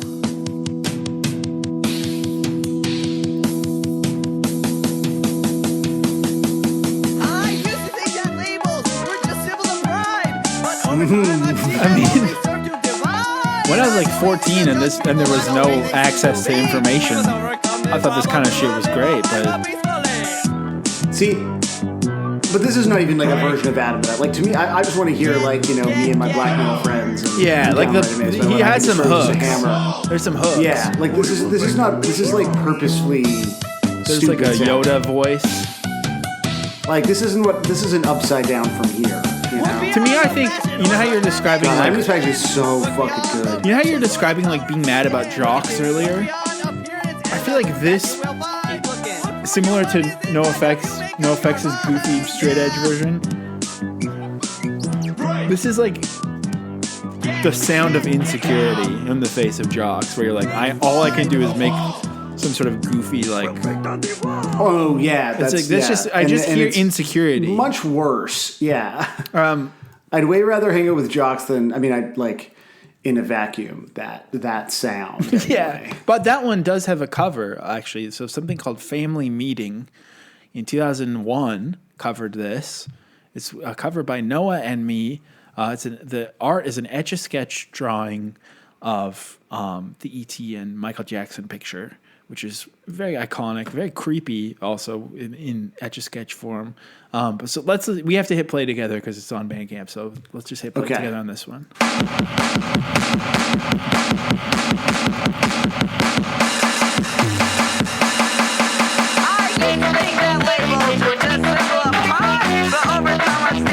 I love this one, to be honest. This is better. It sounds cool now. Why is it better? Because it's like, it's not just someone doing like epic latrol. It sounds cool. It's all like blown out. I think they're using the original vocal track too. Yeah, this is sick. Yeah, that sounds cool. Okay, and then the final cover, this is from Deranged Records, but it's not Canadian, but it's the band from the Bay Area, Neighborhood Brats, doing Break Down the Walls. This one is very sick. Sounds like a summer, where you might have, the people you live with over for some brats, some brats. Neighborhood Brats. Maybe that's how you pronounce it. Neighborhood Brats. Neighborhood Brats. Is Deranged still a thing? I don't think so. Oh, this is fucking awesome. Yeah, this fucking lives.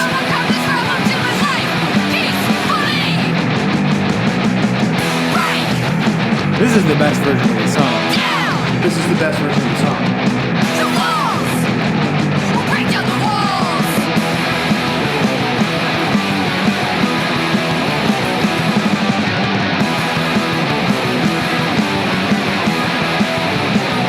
It sounds very deranged-y too, I think.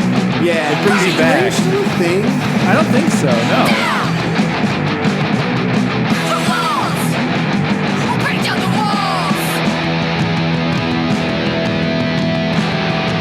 What happened to all of the dark denim and jean jacket punks of 2013? Where did they all go? Did they all join Warthog? Well, it looks like Neighborhood Brats put an album only last year, 2 years ago. That sounds check so that out good. later. I love that was fucking sick. Now, I figured it'd be still a short episode. It's called The Confines of Life, which makes me just think of Triumph of Life. I'm hearing that in my head as... Oh, okay. All right. I hear you. Confines of Life. Confines of Life. I figured there wouldn't be too much stuff, and I mean, there has been a lot, and I'm tired and sick of this episode, but there was one thing I saved for the very end that I do need to show you. Break Down the Walls, Breaking Down the Walls, Tear Down the Walls, all these things. is a very churchy kind of turn of phrase. There's been a lot of like worship songs, church things, stuff like that, and I was like, I'm not going to play it all. I'm not going to make Sam watch this, and I don't want to be making fun of these people for, just doing their thing or whatever. Now, unfortunately, I do have to play this. This is called One Ball, One Village, and this is evangelism using mimes. It's called Mime Skit 1, Breaking Down the Walls. What? But this is a run-through of a evangelism mime skit called Breaking Down the Walls. So we do get, it's kind of a Waiting for Guffman style. Wow. What's going on inside here is that you are just, you've gone from being asleep. There's a really squeaky camera. Oh, yeah, that felt horrible in my head. This is mime neutral, okay? You're like this, you slap. This is mime neutral. Moment, your head comes up, you engage the audience, you're looking at them, and you're discovering a box. So it's just like, oh, this is brand new. So you're going to do my classic mime stuff, okay? You're going to go to the front wall. This is so cool. Like, this wall here. Okay? Let me tell you how you fake it. Squeaky camera. Watch. You see this wall here? I would love. You touch it. Do you hate mimes, or do you? I feel like hating mimes is too much of a thing. It's so boring. It's like hating mimes is like over here, and then eventually you just kind of hating pineapple on pizza, which I did. Then you go back to the it's front, not an opinion you have to talk about. I think I'm scared of clowns. Like, shut the fuck up. I think it's kind of annoying when you're like visiting a city and trying to walk from one H&M to another. And someone's doing street performing, and you feel like you're going to get called into a thing if you walk by it. Like, I understand that anxiety, but it's not just mimes; it's everything, really. Mimes are at least kind of the living statue. But here's the thing: when was the last time you saw a mime? I guess you live in mime country. I mean, how do you know if you've seen a mime? Really, there could be anyone could be a mime. That's true. But what I think is, you wave and hearing someone be a mime instructor is an incredible. Right up here where you're at the front of the box, here's the corner of the box. Right. Oh, wait, he's a Christian mime instructor? Is that what he's a Christian mime instructor? This is. I don't know why it's called One Ball, One Village, but it says evangelism using mimes. Okay? You got to be looking at the audience. I don't know what to do. Here's this guy. Can he help you? Can you? They're missionaries who go to like Haiti, Guatemala, Dominican Republic. So they're actually planning to go overseas on a missions trip to do miming. Can't hear you. And you're like, no, all right, it's gonna get. You're gonna talk to him 3 times. For a video about miming, such beautiful sound design. Also, you're gonna die. It's true, yeah. All right, so you are. Let me just kind of follow this. Hopefully, you got this. Do you think this guy leading it on a music cue is a professional mime? Be walking in. How does he have so much confidence? You hear her. I mean, wave, I guess if you're like back and forth, she beats on full the of the love of the Lord or whatever, does that just that's how you navigate the world? You say, well, I don't think so. At least not. That's how you. I bet you would lead a really confident mime workshop. I don't think I could possibly lead a mime workshop that's confident. I can't hear you. And then you shout. There's only one way to find out. Arms out. Bam. There's not enough information on here for me to know about this mime thing. Like, so is this going to make me Christian? Is that the idea? Like, I'm struggling here. Where's my other guy? I don't know. There's 2 versions of this. Maybe this one. This one's much shorter. I mean, I really enjoy the instructions of the squeaky camera. Yeah. But this one's only a minute long. Maybe this is the final mime skit. Maybe, although it says instructions, so maybe it's not. I don't know. I just knew this was important. Slow yourself down. I just knew this was important. When you're in the box, in the beginning, you've been real quick to explore the box, which is all of this comes better with time. I'm telling you what things to look for because I can't be here with you next time you practice. Oh. But as you discover the box, it says "Thrive" on the wall. Instead of just Philadelphia, they're in Philadelphia. There's got to be some facial. Okay. So maybe the Christian mime scene in Philadelphia is. I mean, I don't know. But look, this is the episode. I don't even know what my final thoughts are. I think it's been really fun to talk about something that we don't care about, and we should do it more often. Is what I think. Sorry, I got so distracted because I got the most fucked up Slack message in the middle of that sort of has stopped my heart slightly. So, oh no, are you okay? What did you say? It's fine. It's like nothing. It's not a big deal. But it was like literally as you were talking, I was reading something and I was like, "What the fuck?" I just said that I had a great time talking about these mimes with you. Anything else? That, what do you think? How are you doing over there? Oh, I'm miming. You can't tell, but I'm miming my response right now. That's actually what's happened here. That's why you're getting resounding silence from my end. From my end. Oh, fuck.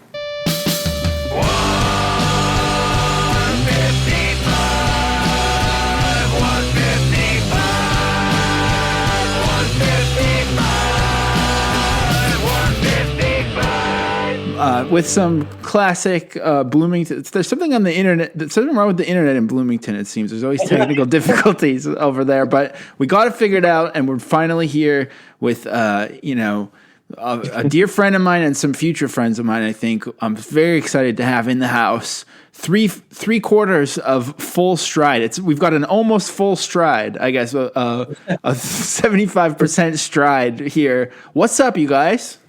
Hello. Yo. What's up? So each of you, I guess, full stride for the listeners who don't know is, for as long as I can remember, as being like a crusty old guy on the computer, I've been dreaming of like a kind of lo-fi youth crew group to come around. I've just been dreaming of something that sounds like my perspective was like, I want something that sounds like the Go It Alone demo, or just like something that sounds like one of those demos that goes on eBay for like $1 million. It's not like so slick. Finally, it's here. We've got full stride, bringing my dreams come true. Not to mention my favorite poet / podcasters in the band. I mean, this is just full stride as a super group in my mind, but I'm so excited to have you on the show. Bloomington Hardcore, full stride. So why don't each of you introduce yourselves and say what you do? Kaylor first. I'm Kaylor. I'm the drummer for the band. And he writes like most of the riffs too. Yeah, most of the music. Whoa. I'm Chance. I sing and I write like all the lyrics and the vocal parts. And I'm Alex, and I play bass. And who's missing from the full stride? We're kind of in between guitar players right now. So our friend Tina's been playing guitar, but they're like phasing out, and our friend Spencer's phasing in. So oh my god, I love it. We kind of have two guitar players right now, so this is like 3/5 of the band. If you think about it. Shit. Or I guess maybe it is the full stride right now. I mean, is there? That's the thing. So I think full. You've released the demo, you've released a shirt, you've been on some sick flyers. I think now you're kind of at a crossroads. Are you going to sign to Triple B and get way too polished? Are you going to, you're having some lineup woes, perhaps. That's a good sign. That's the hardcore path, Are you going to try to do an LP and everyone's going to think that it's too clean and soft? Or what's the what's the future of full stride? I think the plan is to sign to Popwig and be a shoegaze band. He's gonna sound like Nirvana. Yeah, we're gonna be Deftones worship band. So you're here because obviously, I would have you every week if I could. I'm a huge full stride head, but you're here because it is actually. First, before we get into that, I want to talk to Kaylor for a second. So you play drums, but you also write all the riffs. Are you kind of like the hardcore dweeb mastermind of it, or what's do you have it all mapped out already? Do you see do you have the 10-year plan for full stride already mapped out in your hardcore nerd brain, or what's the deal? Definitely not. And I definitely wouldn't say I'm the hardcore dweeb of the band. That's definitely Chance. I'm definitely the dweeb. I'm the second. Yeah, he's second place in hardcore dweebery for sure. Second place. Did you guys think of the idea to start the band together, or what's the birth of full stride? Essentially, me and Chance had talked about not really starting a band, but just hardcore and stuff. Yeah, which is in Bloomington a conversation I haven't had since I moved here, pretty much. And so I was pretty stoked. And then there's just a few shows that I was like, man, the scene is popping these days, and I want to start a band. And I was like, I want to start with Chance. So I just approached him out different show and was like, "Yo, we should get something going." Yeah, it's like and the first thing he says is Alex has to play bass. Yeah. I was like, Alex can play bass because he's a G and he's a gangster. And I said no. Yeah, he said no for like 3 months. Yeah. We were having practices with Alex, and I wasn't sure if he was even gonna play bass. Oh, I love that. But it's like Bloomington is like a really punk town. Like there's like a big history of punk here, but it's like everything except hardcore. But there's been hardcore bands, but they're hardcore punk bands, and Full Stride is like capital H hardcore, whatever. Right, that's what I love, because there is a lot of talk of hardcore punk and a lot of dangly earrings and whatnot nowadays with those types of people going on. And no diss, I respect it, but I'm from the other thing that I love about this is when I was 18. I also very reluctantly played bass in my friend's hardcore band, which became Vancouver hardcore. Like I quit. They were practicing too often. If Alex is anything like me, his days are numbered. It's too much band practice. It's too much playing the same breakdown over and over again. But the band that I was in became In Stride. So I have this fondness of playing in a hardcore band called In Stride. When I was like kind of reluctantly one foot out the door the whole time, but it seems like it does seem like sort of. I mean, I say this with love. I just my shorthand for it is to call it bad hardcore, and I say that with love. But like kind of the kind of hardcore where it's about the scene. It's very you're not trying to reinvent the wheel. You're just trying to make some sick mosh parts, and I think it's beautiful that you're bringing it back. I love it. Yeah. I tell people our genre is Dollar Bin Youth Crew. That's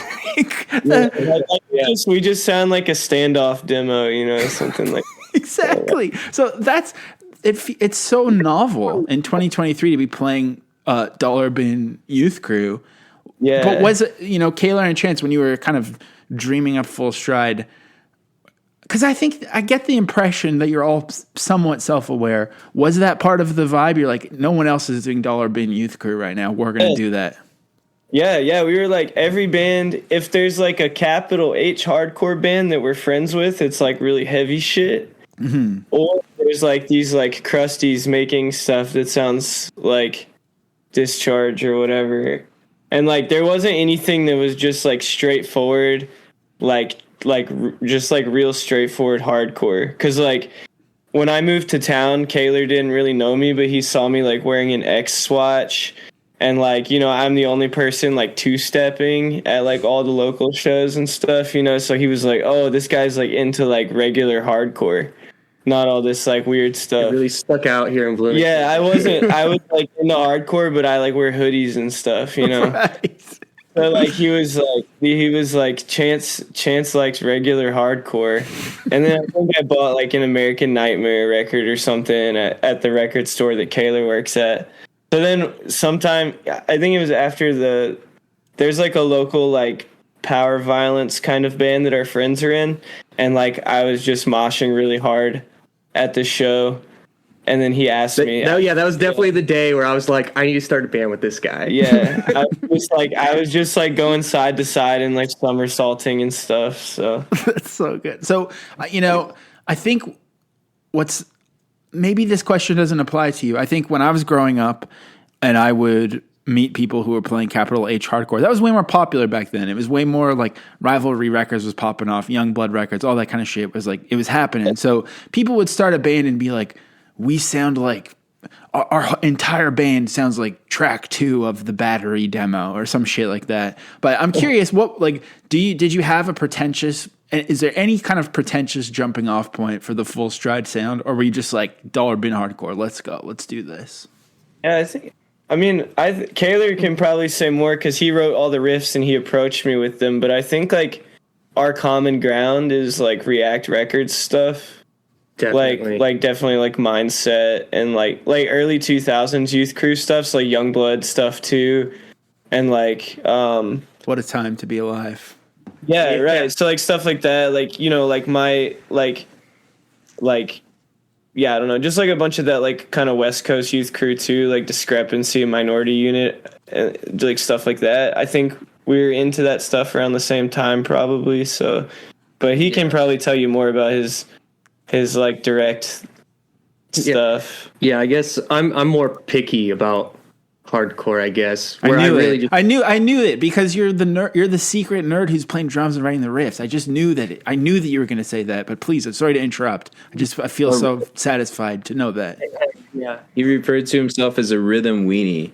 Yeah, I'm about rhythms for sure. But just like youth crew stuff is more of what I've navigated to instead of, versus like beat down or like, and I like New York stuff, but I would feel like a total dork playing or something. Yeah, we were listening like us from Bloomington playing something like that would be really goofy. Yeah, we were coming back from a show a few days ago and we were listening to the Pain of Truth demo and I was like, dude, we could not even like fake being tough enough to be in a band. But go ahead, sorry. Oh. But yeah, like I was like, we're like two like the youth crew is kind of like twink hardcore, so like it fits for us. We're like, like I don't know, it works. That's so true. Okay, so and then now Alex, I'm curious because you've had so many lives. You currently seem to have so many. I mean, you're just a true Renaissance man. Despite you can't figure out how to unmute Discord. Despite that, you've figured everything else out. You're obviously a poet, a podcaster, and one of my favorite people just on the internet. Tell me about your history with hardcore music. Well, I'm like not a hardcore nerd. Like I'm not like I don't know near as much as these guys, But I've always been kind of around punk like scene and stuff just because I don't know, it's just like I like the people that I meet and I like listen to like Shelter and stuff like I don't know. He's obsessed with Ray Capo's Instagram. Yeah, I like Ray Capo's Instagram a lot.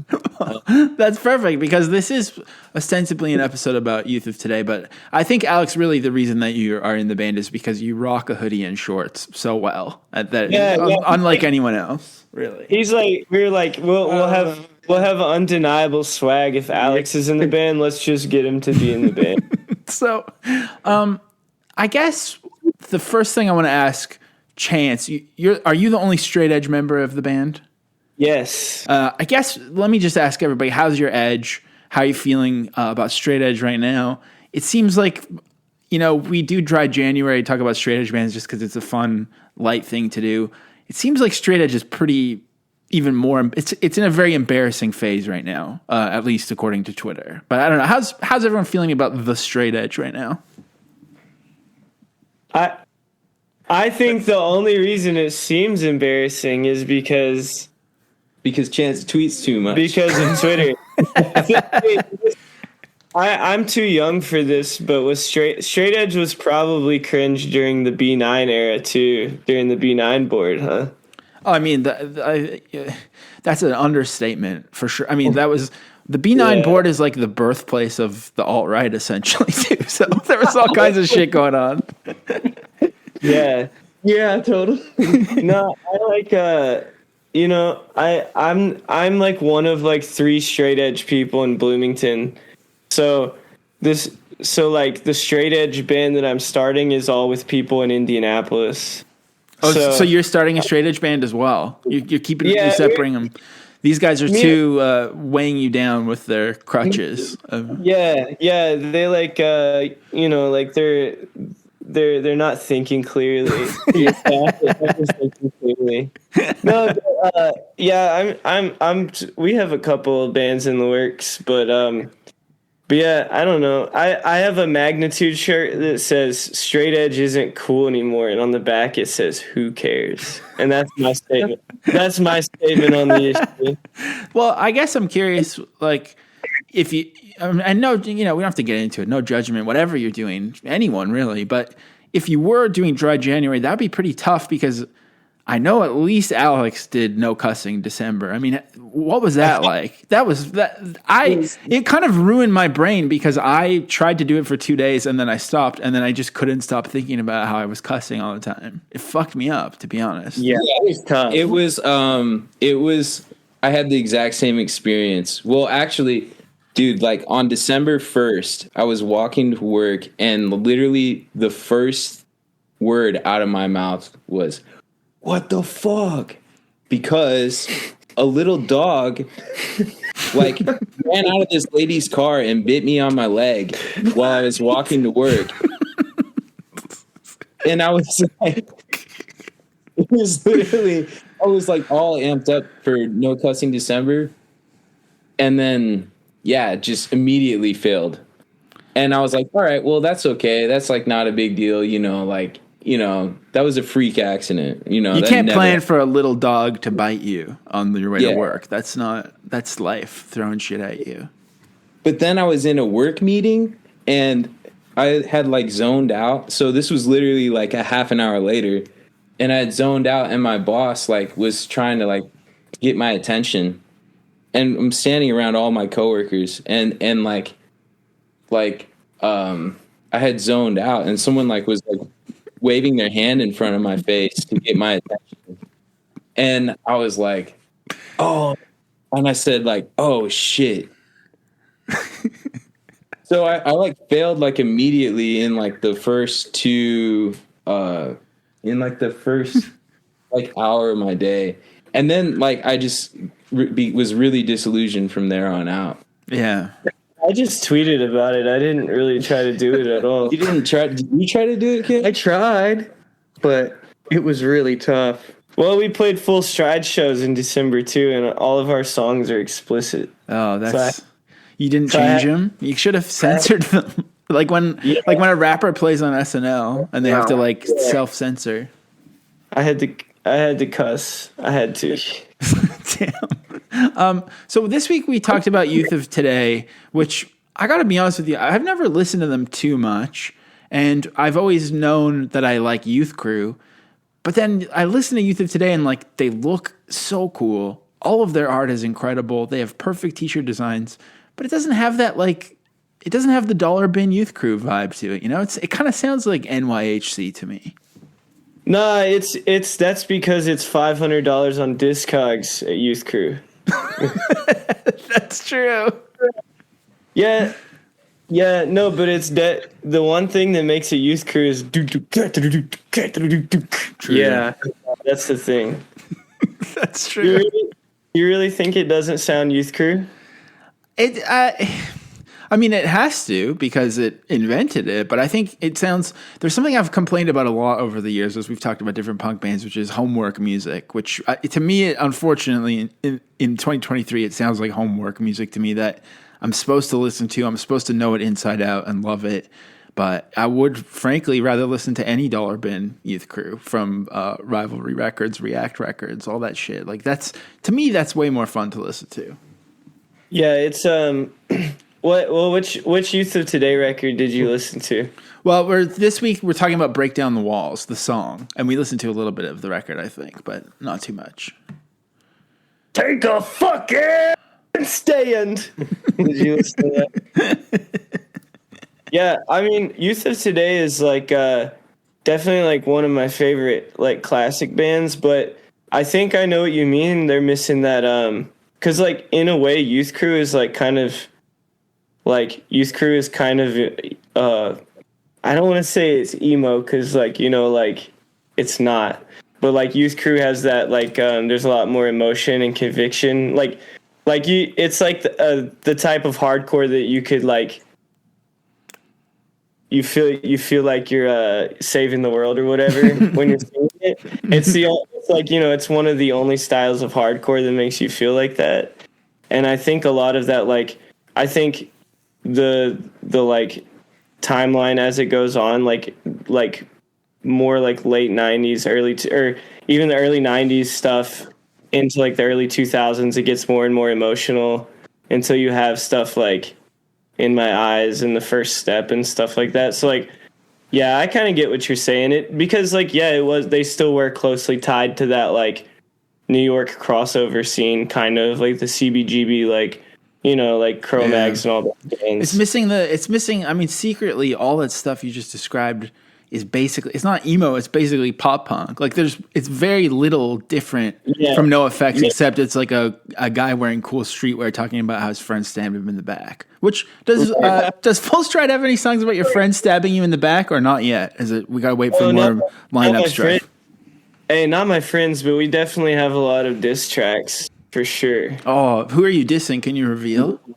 Yeah, a couple Crusties in one song, and then one of them is kind of just a generic like discourse people, like internet mosh discourse people. Well, like specifically people, because I mean, I think everyone in one way or another is a discourse person at this point, unfortunately. But you're speaking about internet mosh discourse specifically. You've written a song. I would assume that's the song "Dance How I Want." Yeah. Basically, yes. I use the mosh discourse as like the vehicle to talk about it, but I think it's more so just about like DIY cops and like using things like anti-racism or like trans rights and things like that, and like using those to mask the fact that you're just trying to like have power or control in a scene, you know, because like those things are like anti-racism and trans rights are like inseparable with like hardcore, you know, or they should be. Obviously hardcore is like pretty masculine and toxic sometimes, but you know, like when hardcore is doing the right thing, those things are inseparable from it. But because of that, sometimes you get people who are like, oh, I can use that and I can say that this person's doing this, so that's this blah blah blah, you know what I mean? Like DIY cop, as people refer to them. Not to get too serious, we're on 155. Yeah, you know, like, but you know, I'm getting too serious. No, I love. I mean, I love that somehow that is also related to somebody saying that you're moshing wrong. Is that like, is it about you doing your stance is incorrect or something? Yeah, no, not the style. No, not the style. No, yeah, it's just some people don't like people moshing at all, you know. Right. So kind of, or they say like, you remember that tweet that went viral a few months ago that was like, stage diving is literally assault. Yeah, that's pretty good. That's kind of what that's kind of like what I'm talking about. So do you think, let's unpack that. Do you think it's assault? Because I mean, you are kind of attacking, you're bombing someone with your body. Yeah. Do y'all think, I think that ideally several people at once. Yeah. I think hardcore is maybe like consensual violence, you know? Right. Like, you know, I think like if you had a show, like if you're standing in front of the stage, like for a stage dive band, you know, maybe you signed on for that, you know? Right. You think it's assault, Alex? I don't really care for moshing. I if someone jumped on my head, like that would bother me. But I know where to go. You know, like yeah, you got to know where to stay. I mean, that's the thing. I think it points back to, is gatekeeping good or bad? And I think people should know, if you're going to go see a discount bin youth crew band, there's probably going to be an area in the middle that some nerd has been practicing in his bedroom for weeks to get all his spin kicks off or whatever. And I support him. I'm pro hardcore dancing. But I like that Alex is kind of, I think now, I kind of think I agree with Alex too, though. Like moshing is pretty annoying. Like it's great that there's, 10 people that have been practicing the moves. They should be allowed to do it, but it's also I hate standing off to the side and looking at my phone secretly during the bands and then getting bumped. And then I might accidentally fave something that I didn't want to fave. Hey, man up and go side to side. That's all I got to say. Hey, put the phone down and cross the pit.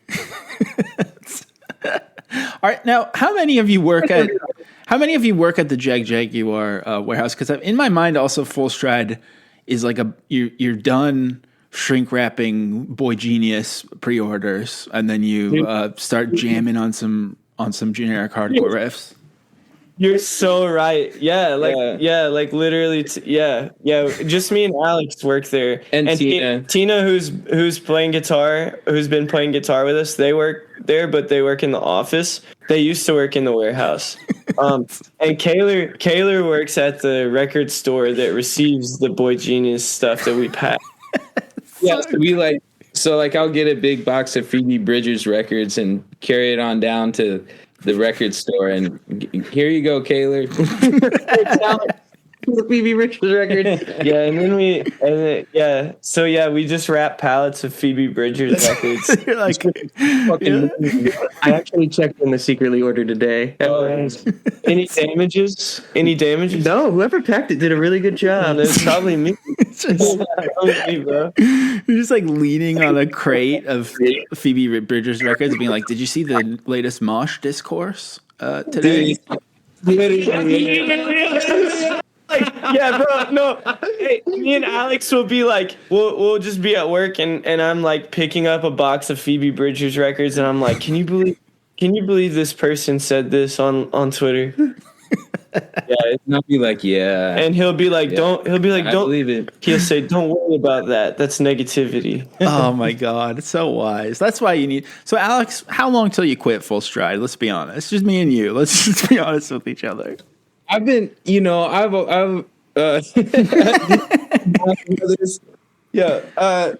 I feel like I've been, thinking about quitting the whole time, but I'm not going to. That gives it that energy. That gives it that intensity. Yeah, they at least got to get that out. Yeah, he finally bought his gear like a few weeks ago. Oh my God, dude! So they're gonna have to kick me out. I want to quit, but I don't think I'll be able to bring myself to do so. That's so hardcore of you, I feel like. It just seems so hardcore to be like, yeah, I don't know if I even want to do this, but then you're going to tour Europe for 6 months or whatever. Yeah, he's forcing himself to do it. No, I enjoy doing it. I'm just playing. He jumps at our shows. I know. He's been trying Too fat. So but I'm always skeptical of bands that don't have at least one bigger guy. But you're not even though. Yes. I mean, I could talk to Full Stride all night. Hopefully I will. But before you go, what's next for the band? I mean, you've got some lineup woes. Sounds like Alex is going to quit the band any second. What else is going on? I think we're gonna record soon. Yeah. Now I thought it was gonna be the last day of March. Turns out it's the first day of April. Yeah, April Fools. Yeah, we're gonna record. Full Stride. Full Stride. Yeah, we're gonna record another demo, and and then we're gonna break up, and then. I think probably 20 years or probably around that, Revelation will put out a demo collection on wax. Maybe maybe they could put some of this on it as interstitial. Yeah. So they're putting that on wax, and there's gonna be exclusive interviews and stuff on tape, and it's gonna be a box set. And Super Distribution is gonna shrink wrap it. So, I mean, are you just going to keep recording demos, or are you going to record a nasty, clean-sounding LP? It would be cool, too. Yeah, I mean, we haven't thought that far ahead. Yeah, we're kind of just, doing it. When we started the band, we're like, let's just start this band and just see what happens. Well, you made it onto this show, so that's pretty... Yeah.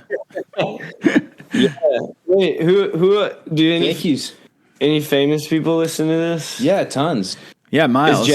Is Jack Wagner going to listen to this? Probably not. No, I don't think he listens. I think he just follows back. Does Eric Rahill listen? I feel like when it comes to alt comedy, you're probably as high the ranks as you're going to get in terms of clout. So I don't think so. But maybe if someone famous is listening, if you're listening to this and you think of yourself as clouded up and famous, and you want to admit that publicly, then go ahead and tweet at Chance about it and let him know. Yeah. Yes, yeah. And if Youngblood Records or Revelation wants to put out our 7-inch, let me know. Tweet Chance. Just tweet at us.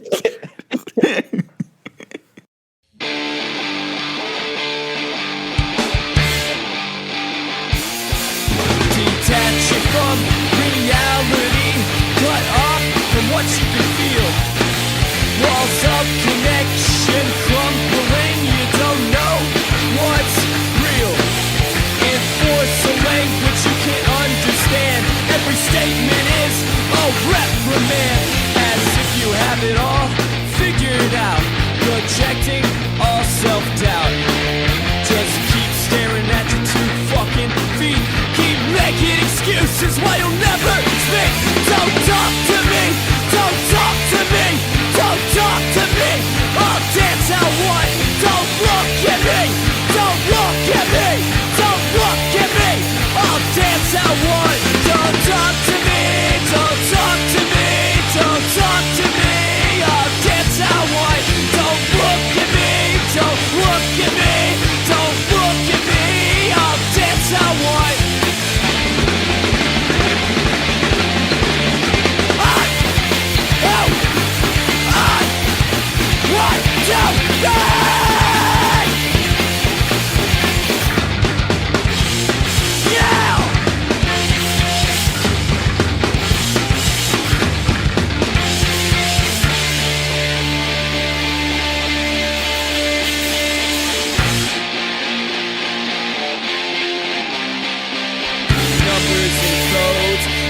Your whole life, an endless stare that's burning out your eyes. You say fuck the cops, but you're